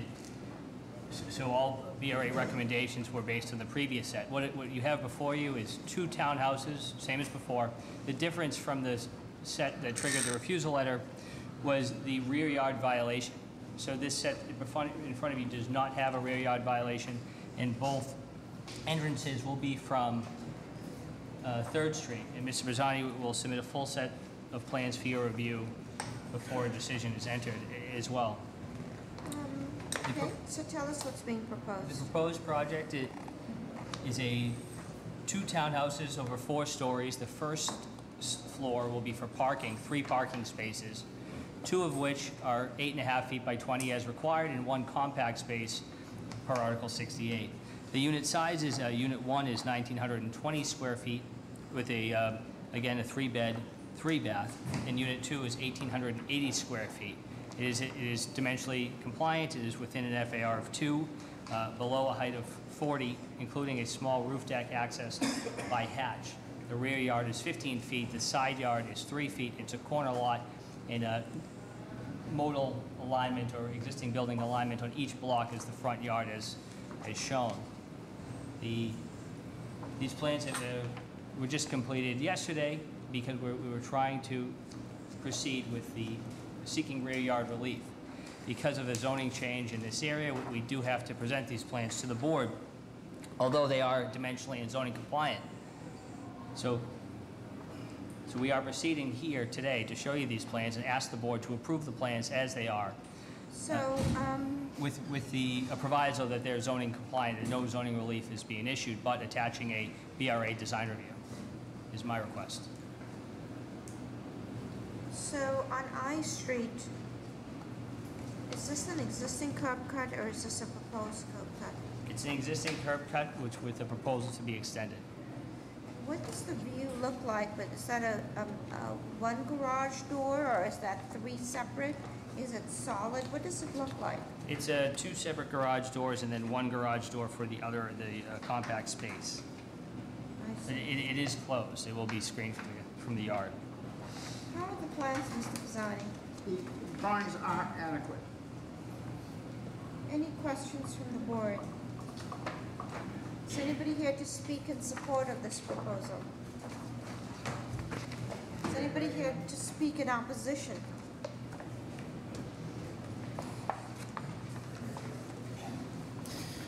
Madam Chair, members of the board, John Allison, Mayor's Office of Neighborhood Services. We cannot support variances to Article 68. For that reason, we cannot support the project as it's on the agenda. However, we do understand that there may be new plans being presented to the board as well. Thank you. Madam Chair, members of the board, Lauren Miller, City Councilor Bill Linehan's office. We too cannot support the project as presented on the agenda because of Article 68. Thank you. Madam Chair, members of the board, Paul Sullivan, on behalf of City Council at Large Michael Flaherty. Due to Article 68 implications, the councilor cannot go on record in support of this project. Good morning, Madam Chair and board members. My name is Marion Fiscolda, and my husband, Vincent, and I own and reside at 501 East 3rd Street in South Boston, and we are in opposition of this proposal. Thank you. Good morning. Alan White.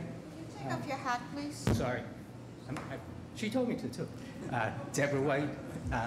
We own 504 East 3rd Street that directly abuts 502 East 3rd Street.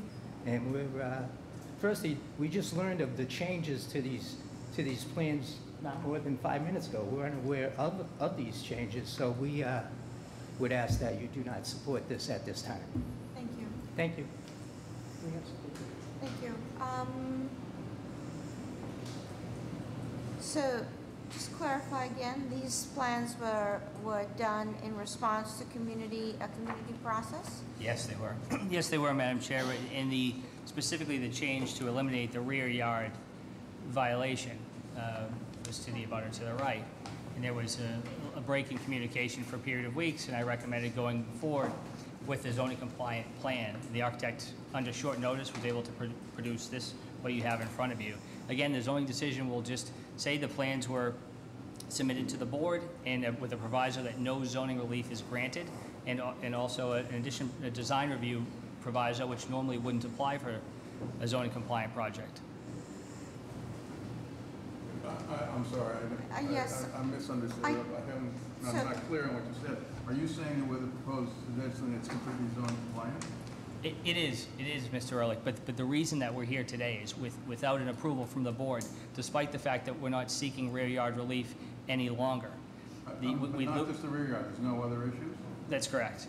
That's the proviso that I'm seeking. Otherwise, the ERT application would be closed at inspectional services. A new one would have to apply, and the code has been changed. No, but it looks like you have off-street parking loading requirement. There's no loading required for a building under 15,000 square feet, Madam Chair. So there's no off-street parking, it says, okay. Correct. So you're still requesting the parking relief because it's off-street parking design, access drive and maneuverability is what's still on the record. You have resolved the rear yard insufficiency, but that's still a request, right? I don't think it is a violation. But it's still the standing request since it has not been fully addressed. Okay? I believe the parking complies with the zoning. It's 8.5 feet by 20 feet in one space. But if you're asking if I want relief for parking. No, I mean, it looks like, you could have gotten a new refusal letter, but, okay, so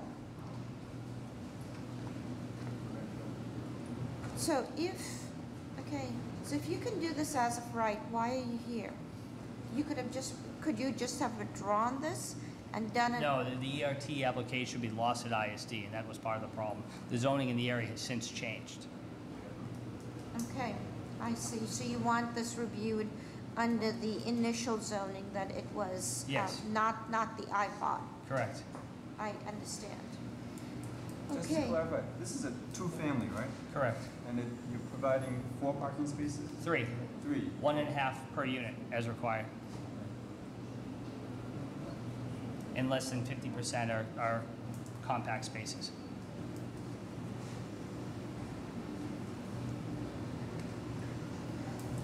Okay, may I have a motion, please? Motion to approve. With design review and on. Is there a second? Second. All those in favor? Aye. Aye. Any opposed? Motion carries with that proviso. Thank you.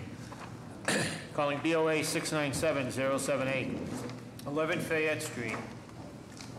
This is a new rear portico which has been built at the rear entrance and the exit on the first floor level without a permit or inspection, along with the installation of a rear yard over 6 feet tall, a fence 6 feet tall. This is also to change occupancy from a single family to a two-family. The violations, Article 32, Section 9, the G-card enforcement. Article 63, Section 8, rear yard is insufficient. Article 63, Section 8, usable open space is insufficient. And Article 63, Section 9, limitation regulations. Name and address for the record, please. Attorney Nick Zazula, McDermott, Quilty and Miller, 28 State Street, Suite 802 here in Boston. Mr. Pisani, we do not have plans with us today. We were under the impression that plans were submitted along with this application to ISD, or else we wouldn't be here today. So, I mean, it's a pretty... So please, just go ahead, tell us what's being proposed, why you were deferred, and what changes have occurred since the deferral. Madam Chair, first off, I believe there is a G-card violation. I know that... Okay, I wanted to just make sure that Mr. Simonelli had previously given the letter. So nothing has changed since our last hearing date. The reason why we had the deferral was strictly because of the G-card relief. We did not have that letter from Boston Water and Sewer. We now have it. We've provided plans, and it has been approved by the Sewer Commission. So it looks like the base is conversion from a one to a two-family. Yes, ma'am. So we're actually here before the board for 2 issues. One is the conversion of this single family, an existing building, from a single family to a two-family. This is a long-standing actual occupancy of the building. With me today is Gustavo and Frank, who are the property owners. They have owned the property for about 20 years. It has been inhabited as a two-family for 20 years. Has it been taxed as a two-family? It has been taxed as a two-family since 2005. I have the assessing records here. So it's been over a decade. So what we're attempting to do is to just allow that occupancy. And the second reason why we're before the board today is to permit properly a rear portico, which was mistakenly built at the rear of the building on the first floor level without a permit. It's no new floor area. Basically, they put a roof over an existing deck, and because of that roof, that caused it to be 60 square feet of inhabitable space, which is what triggered the G-cod as well as the rear yard violation. The other 2 violations in front of the board today are for usable open space insufficient. Going from a single family to a two-family requires 300 total square feet of open space. The lot's 1,000 square feet. It's 16 feet wide. It's a small, typical south end lot. It's almost built lot line to lot line besides the rear. They have open space. They just do not have 300 square feet of open space. And finally, there is a conditional use permit due to the density limitation regulations, again, because of the move from the single family to the two family. There's no change at all in the way the building's laid out or any addition of floor space whatsoever. What are square footage of units? First one is 1234, and the second? It's small, right? No, larger than that. Okay. It's 3 floors. It's about 1,800 square feet. The second one. Yeah. Okay, so that... So the building as a total is about 2,800 square feet, so that's accurate. Yep. And Mr. Ehrlich? What about the 6+ foot fence? So we have had discussions with the neighbors on the 6-foot fence. The plan, and as written to the neighbors in a letter back in May, is to reduce that fence to 6 feet. We've had Now? 10. Eight, sorry. I'm telling you. So it's 8 feet. It's a few feet over what it's allowed. Again, the issue here is they built the fence and thought that it was in compliance. The plan, as communicated with the neighborhood, is to drop it to the allowed height. The issue is when they went to get a permit from ISD, from Plan Examiner Santana, they were not allowed to do so pending the conclusion of this matter. So the plan that's been communicated with the neighborhood and the abutters is that we will hopefully gain approval of the board today, go through the process, and then close out this permit, deal with the fence as soon as possible after that. Council, I have a letter from the Bay Village neighborhood. It does say in voting on the issue, it was informed that the non-compliant rear fence over 6 feet would be removed. Correct. So is it being removed completely, or is a 6-foot fence going back up? Well, it will be brought to the compliant 6-foot. So our understanding with that letter with the Bay Village was to drop the fence to the compliant 6 feet, not to remove it altogether, to bring it to the height. If you do it as of right, you do it as of Correct. right. Correct. So the question is the rear portico now a three-season space, or is it It's just the open. roof? It's just the roof. Just the roof. It's open to the And elements. that's 60 square feet, you said? Approximately, yes. Okay. And that was there as a deck, as an open deck, but by putting the portico on, the way the building code applies that, they're saying that that's now inhabitable space because of the roof, and that's caused the triggering of the G-cod and the open space. Okay, so is anybody here to speak in support of this proposal? Good morning, Madam Chair, members of the board. Sam Chambers, Mayor's Office of Neighborhood Services. We would like to go on record in support. We just want to echo the sentiments that were sent in by the Bay Village Neighbor Association's letter, as well as making sure that they continue to work with the abutters on the concerns regarding the fence issue. Thank you. Thank you. Is anybody here to speak in opposition? Please put your name and address on the record and tell us what your opposition is based on. Madam Chairman and Commissioners, my name is Bill Nygreen. I live for 23 years at number 7 Fayette, 2 doors down, and have been through this whole process from a 15-foot brick fence in the back yard to the portico to the fence, which I thought I heard 8 feet. I have a picture of it here. So just tell us what it goes very high. What is your opposition based on? My opposition is that I really have been looking at this very tall, very unsightly fence now since February, and there's no sign that it's in the hopper. There's all these permits. Yeah, there are all these permits things holding things up, and these ideas we're going to take down the fence. I want to be sure that that fence is coming down, and it's coming down all the way to the permissible height from one front to back. And if that comes down, I have no opposition. Okay, so your main opposition is to the 8-foot fence? It's not an 8-foot fence. Whatever the height of the I want it to be a conforming fence, and I want to make sure that happens in a timely way. Okay, thank you. Just one quick question. Does each unit have separate utilities or separate gas and electric meters? Yes. Yes. Okay. Given that information, may I have a motion, please? I'm going to make a motion to approve with continued, we don't need BPDA design review? Okay, so I'm going to add a proviso that says the fence has to be in compliance with the letter and all of the other fences. Absolutely. I'm going to second that, but with an additional proviso that no action is to be taken on this until you submit plans that show that change with those stamps on it. Okay. Understood. Is there a second? Second. All those in favor? Aye. Any opposed? Motion carries with those two provisos. Thank you for your Good luck. patience. Thank you very much. This will be the last case of the day for interpretation. This is BOA, is it 12 o'clock? 5 past. BOA 732946, 38 P Street. This is to combine of lot 38P, 2,287 square feet, with lot parcel of 4,125 square feet to create a new lot. Is this an This is interpretation. Okay, sorry. This is to create a new lot to be known as 38P of 6,412 square feet, and erect a new 8-unit building. 4 two-bedrooms, 4 one-bedroom apartments with parking on combined 2 lots, 6,412 square feet.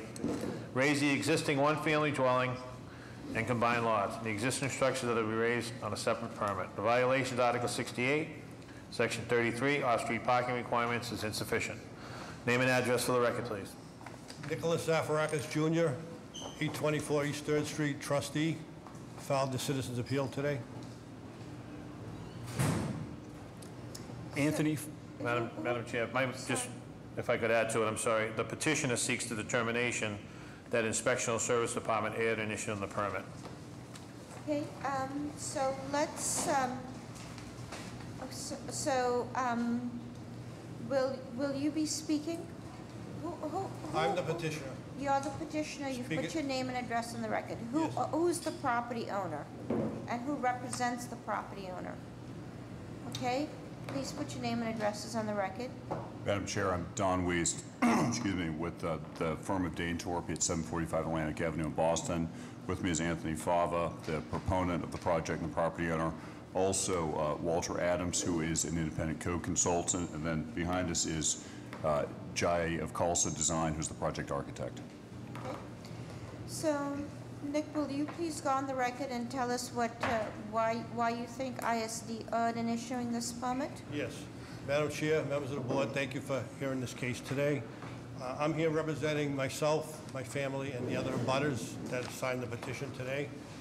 Based on knowledge and review of project plans and public records made available by Inspectional Services Department, the permit appears to have issued improperly in violation of zoning codes, off-street parking requirements, demolition delay, and violation of state building codes, egress.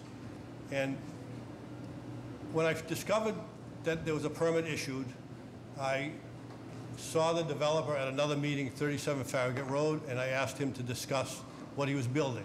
When I did not get a call back, I went to Inspectional Services and I called, and they left me a set of plans, which I reviewed, and I sat down with Mark McGonigal. Mark McGonigal works for the BPDA, and he was involved with Article 68 meetings in the neighborhood, and I asked... With the BPDA to the... Yes, I'm sorry, yes. Yes, correct. okay.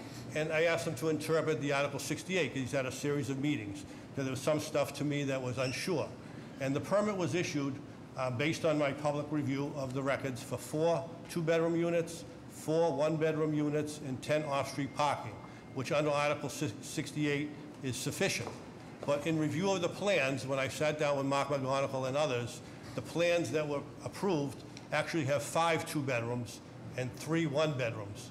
And then I discovered there was a refusal letter given to Mr. Hunt from Sun Properties on May 30th. And in that refusal letter, it was told that he had 45 days to appeal.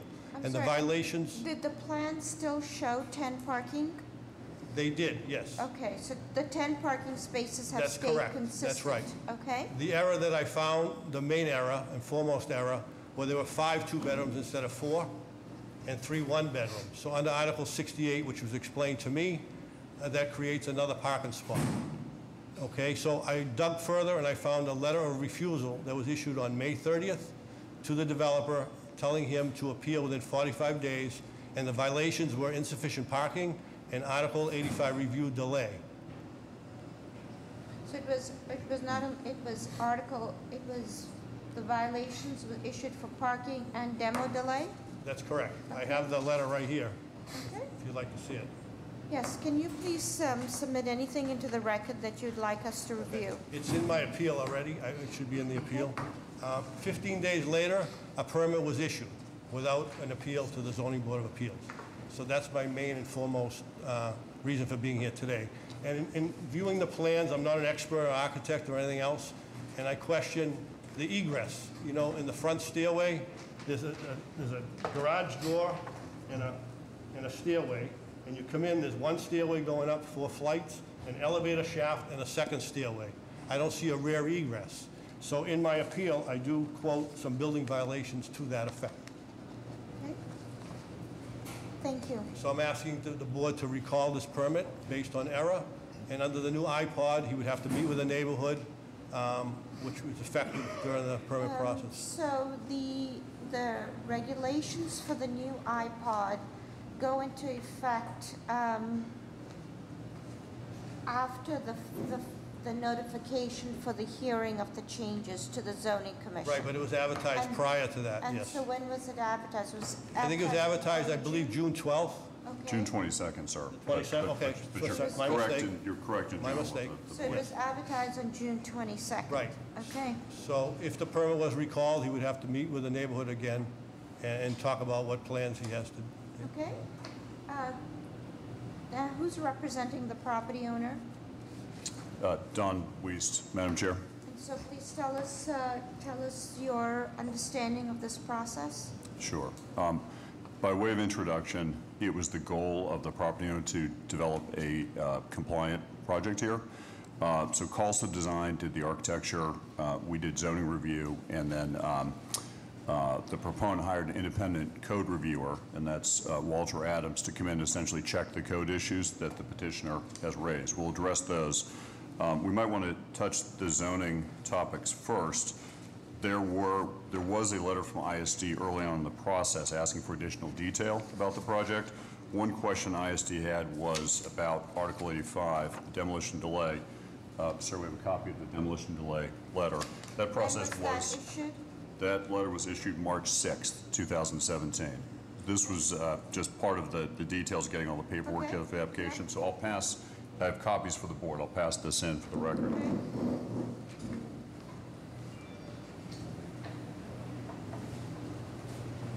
So then, can you speak to the basic concept of what was proposed? Yes. If it's still, if the bedrooms and the number of units are still the same? That's right. If the parking is still the same? So if I'm following the petitioner accurately, he mentions 5 2-bedrooms, and we have, it looks like 3 1-bedrooms. And that is correct. The plans were reworked a little bit as it went through the process, but you're correct where you come out with your final count. So there's a requirement under the revised zoning that for each 2-bedroom apartment, there'd be 1.5 parking spaces, and for each 1-bedroom apartment, there'd be a total of 1 parking space. And so that comes out to a total of 10.5 parking spaces. The code has a provision that governs how rounding is done. And that provision, which is called the rule for rounding numbers, we have copies here for the petitioner and for the board, explains that where a decimal must be rounded to the nearest whole number, as in the case of off-street parking requirements, and when the only digit dropped is 0.5, and in this case we have 10.5, if the last digit retained is an even number, it should be left unchanged, so 10.5 becomes 10, but if the last digit retained is an odd number, it should be increased to the next higher digit, which means that 11.5 would become 12. We're going to pass this rule in. Our plans examiner was aware of this rule and applied it to this case. So it's the last digit before the decimal point, not after the decimal point? Correct. May I comment on that? No, hold on. So continue, please. And then the other issue was, egress. Yes, and I'll pass this to the petitioner as well. Here's a sheet that just shows how the calculations were done in terms of the bedroom count, applying the rule for rounding numbers.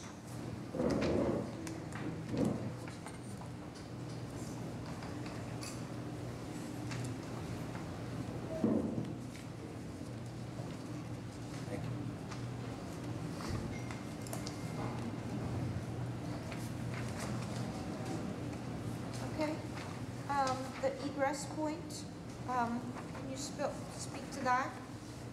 Yes, Madam Chairman, Walter Adams. I'm an architect and code consultant for 30 years. I was retained by the property owner to do a peer review of the project in anticipation of the permit review. I spent a number of years as the chief plans examiner for the city of Boston. I'm very familiar with the Boston zoning bylaw and building code enforcement. And I spent 17 years total as a chief building official. No, we understand. Now, can you please get to the Yes. case at hand here? Yes, I have, and I'd like to offer to the board a code analysis that I did of the here. Take another one. The appellant raises two code issues. One is the so-called remoteness criteria that establishes under the code how far separated the two exit doors have to be from each other. It was the appellant's belief that they are too close together, but he didn't provide any specific measurements to address that. In the packet I just passed out, there's a diagram at the back. All the code sections that I'm referencing are also included in that package. And if one looks at the diagram in the back, you will see that there's a 39.5-foot separation between the two egress doors. The longest diagonal of the building, which is the basis that the code dictates, is the basis on which you determine whether exits are separated adequately from each other. The bigger the building, this diagonal is a way to identify how big a building is, and the bigger the building, the farther apart the exit doors have to be. In this particular case, the largest diagonal of the building is 103.5 feet, excuse me, 113.5 feet, just to clarify, 113.5 feet.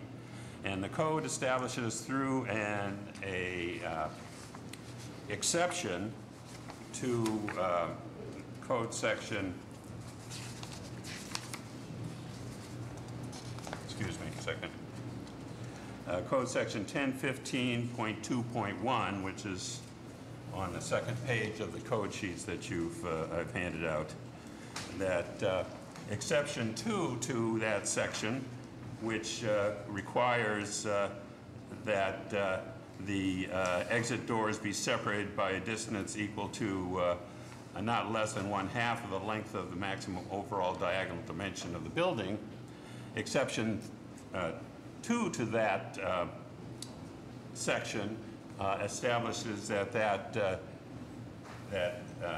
minimum separation of the two exits can be reduced to 1/3 of that diagonal distance in a building that's equipped throughout with an NFPA compliant automatic sprinkler system.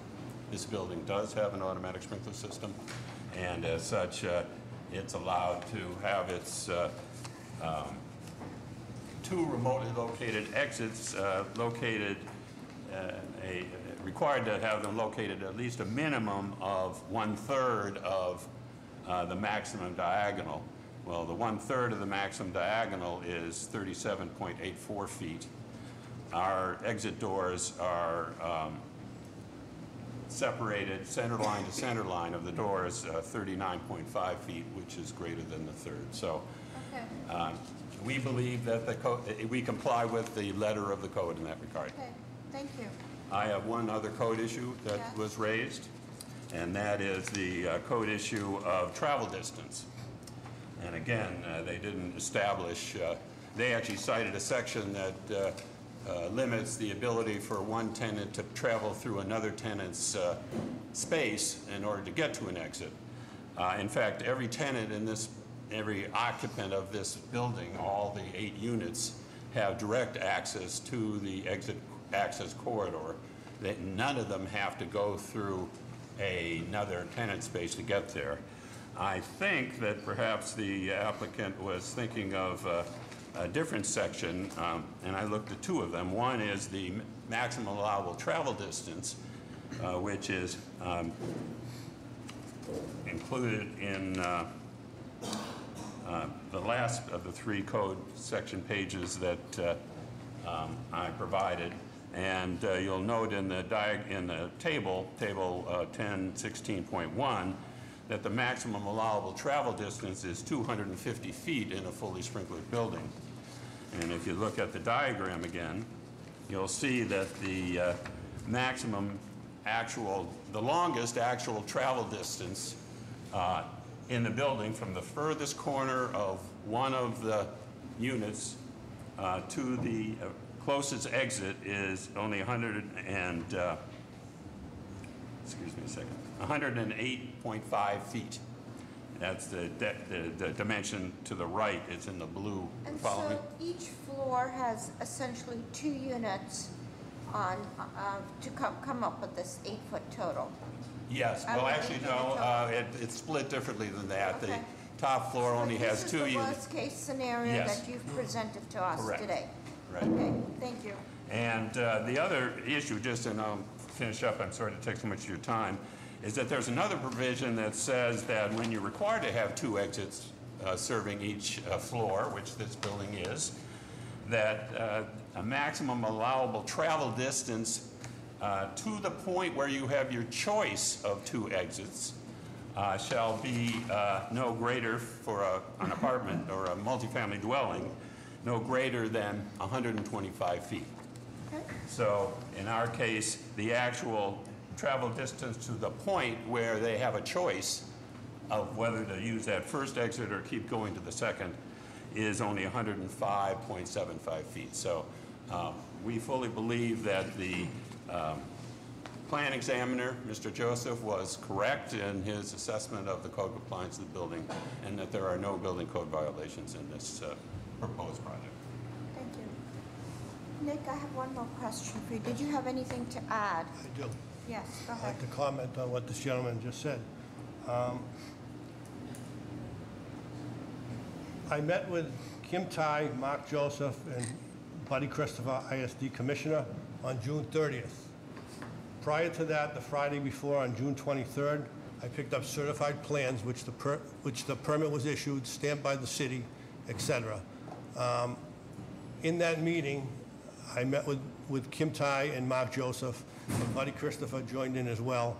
And when I first went into the office, Mr. Christopher said, "Nick, what are you doing here?" And I explained why I was here, and I explained the parking issue and the number of bedrooms.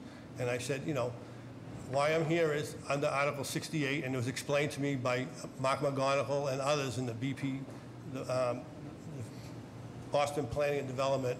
I call it BRA, I'm sorry. We're all struggling I'm sorry, over that, former so- BRA, that in 10.5 parking spots, again, I'm going to the source, who's been meeting with the neighborhood and relaying this new Article 68, which is new. I'm not a lawyer, I'm a layman, and I'm a neighbor, and I only know what I'm told. So in the meeting with Buddy Christopher, I explained, and I said, it's 10.5 parking spots. There's an error in the permits, in the plans, and he said, Nick, let's sit down and talk about this, because Mark Joseph says there's no error in the plan. So we sat down. They had the exact same plans that I got the week before that are stamped by the city and approved for 4 2-bedrooms and 3 1-bedrooms and 10 parking spots. And I said, Mr. Commissioner, I said, the plans actually show 5 2-bedrooms, and it should incorporate 10.5 parking spots, which should round up to 11. And he said, correct. And that is the commissioner of ISD who told me that. I'm not aware of any rules, and I take that, as the truth. And again, it was displayed in community meetings as well, public record. So that's one issue. The second issue on the Article 85, I grew up there my whole life. That single family was renovated years before, I think in the 80s, I don't have the exact date with me, and they added an addition onto the house. The original dwelling there was over 50 years old. Article 85 delay requires any house over 50 years old to trigger a community meeting in case there's any historical significance in the meeting. Mr. Hunt should know that, because we just had a meeting on 37 Farragut Road on the same issue. Just let's talk about this, okay, Nick? Okay. So, Okay, so go ahead. So in that meeting, we sat down, we looked at the plans, and they said there's nothing wrong with these plans. The plans signify, from the architect, 4 2-bedrooms, 4 1-bedrooms, and 10 parking spots. And then I pulled my notebook out. I said, okay, no disrespect. Let's count the bedrooms in the plans that you certified to be correct. And when we got to the 5th 2-bedroom, Mr. Joseph had an epiphany, and excuse my disrespect, and said, oh, I know what happened. He said to the commissioner and Kim Tai that we gave the developer another chance to submit new plans. And I said, where are those plans? They should be public record. Hold on 1 minute. Yes. What I need to do is make sure that we get on the record, so Yes. in addition to yourself, who are you representing? I'm representing the other petitioners here. Oh. Myself, Maria Zafarakis, Joyce Beal, and a butter, Brian Sullivan, and Ruth Sullivan. Okay. They're all signed on this petition. Okay, so now, Couldn't be here today. as is our process Yes. on interpretations, we take information from both parties Yes. and send them to the law department for Correct. review, because this is a technical I know, I analysis. know. So what I'd like to make sure is that both of you submit the information that's necessary for review by the law department by Friday at noon time. Okay? May I have a motion, please? Can I just one more thing that I didn't, Oh, hold I on. didn't, I'll make a motion, but I have one question before. Sure. For the owner representative, you spoke to the code issues, and you spoke to the parking and the rounding up and all that stuff. You did not speak to the issue of 4 versus 5 bedrooms. He's correct that in the final plans, there are 5 two-bedrooms. But, That's right. And but when you talk about the 10.5 and the rounding and all that, that applies to 5 as opposed to... it does, in fact, yes. Okay. That's correct. Yep. Okay, Nick, last comment, and we're ready to take okay, a motion. yeah, thank you. The last comment was just responding to the violation of the building codes. Again, I looked up into the Mass Building Codes, and 780 CMR 1014 2.1, the project with a sprinkler system where the 2 exits or exit doorways are required, the exit doors or exit access doors shall be placed a distance apart equal to not less than 1/3 of the length of the maximum overall diagonal dimensions from the stairways. When I took out a ruler, with, that based on their code, and I measured, again, I'm not an architect, I'm not a carpenter, I'm just a layman, and I'm just going by the rules and based on, building codes. I kind of measure to their scale and not going through separate apartments. The law kind of, based on what I understand, from the far corner. Now, this building goes from P Street, there's a butters lot in the back, and the building goes like this. So it's about 20-something feet here, 60-something feet here, and 60 feet that way. So if you're on the far corner, and the stairwells are over here, and there's a unit here, coming from the back corner, from my understanding, going through the apartment, as if there were furniture there, okay? You have to zigzag into a public common area, down the hallway, into the stairwell, down 4 flights of stairs to a public access. And I think that's incorrect, if somebody took a ruler. Okay, so now we have all the information we need Thank you. on the verbal record. May I have a motion, I'd like to please? make a motion, we refer the case to the law department for their review. Is there a second? Second. All those in favor? Aye. Any opposed? Motion carries. And please, as a final reminder, get all the information you need to the ISD office by noon time on Friday. It's ISD, Okay? is that? Send it to ISD directly to the Board of Appeal office, I'm sorry. Okay. The Board of Appeal office, noon time, okay? Can I Thank submit you. these plans because they wouldn't accept them with my You appeal? can submit whatever you need that's necessary for the law department to review to make their decision. Thank you. Both parties, thank Thank you. Meeting is adjourned. Thank you.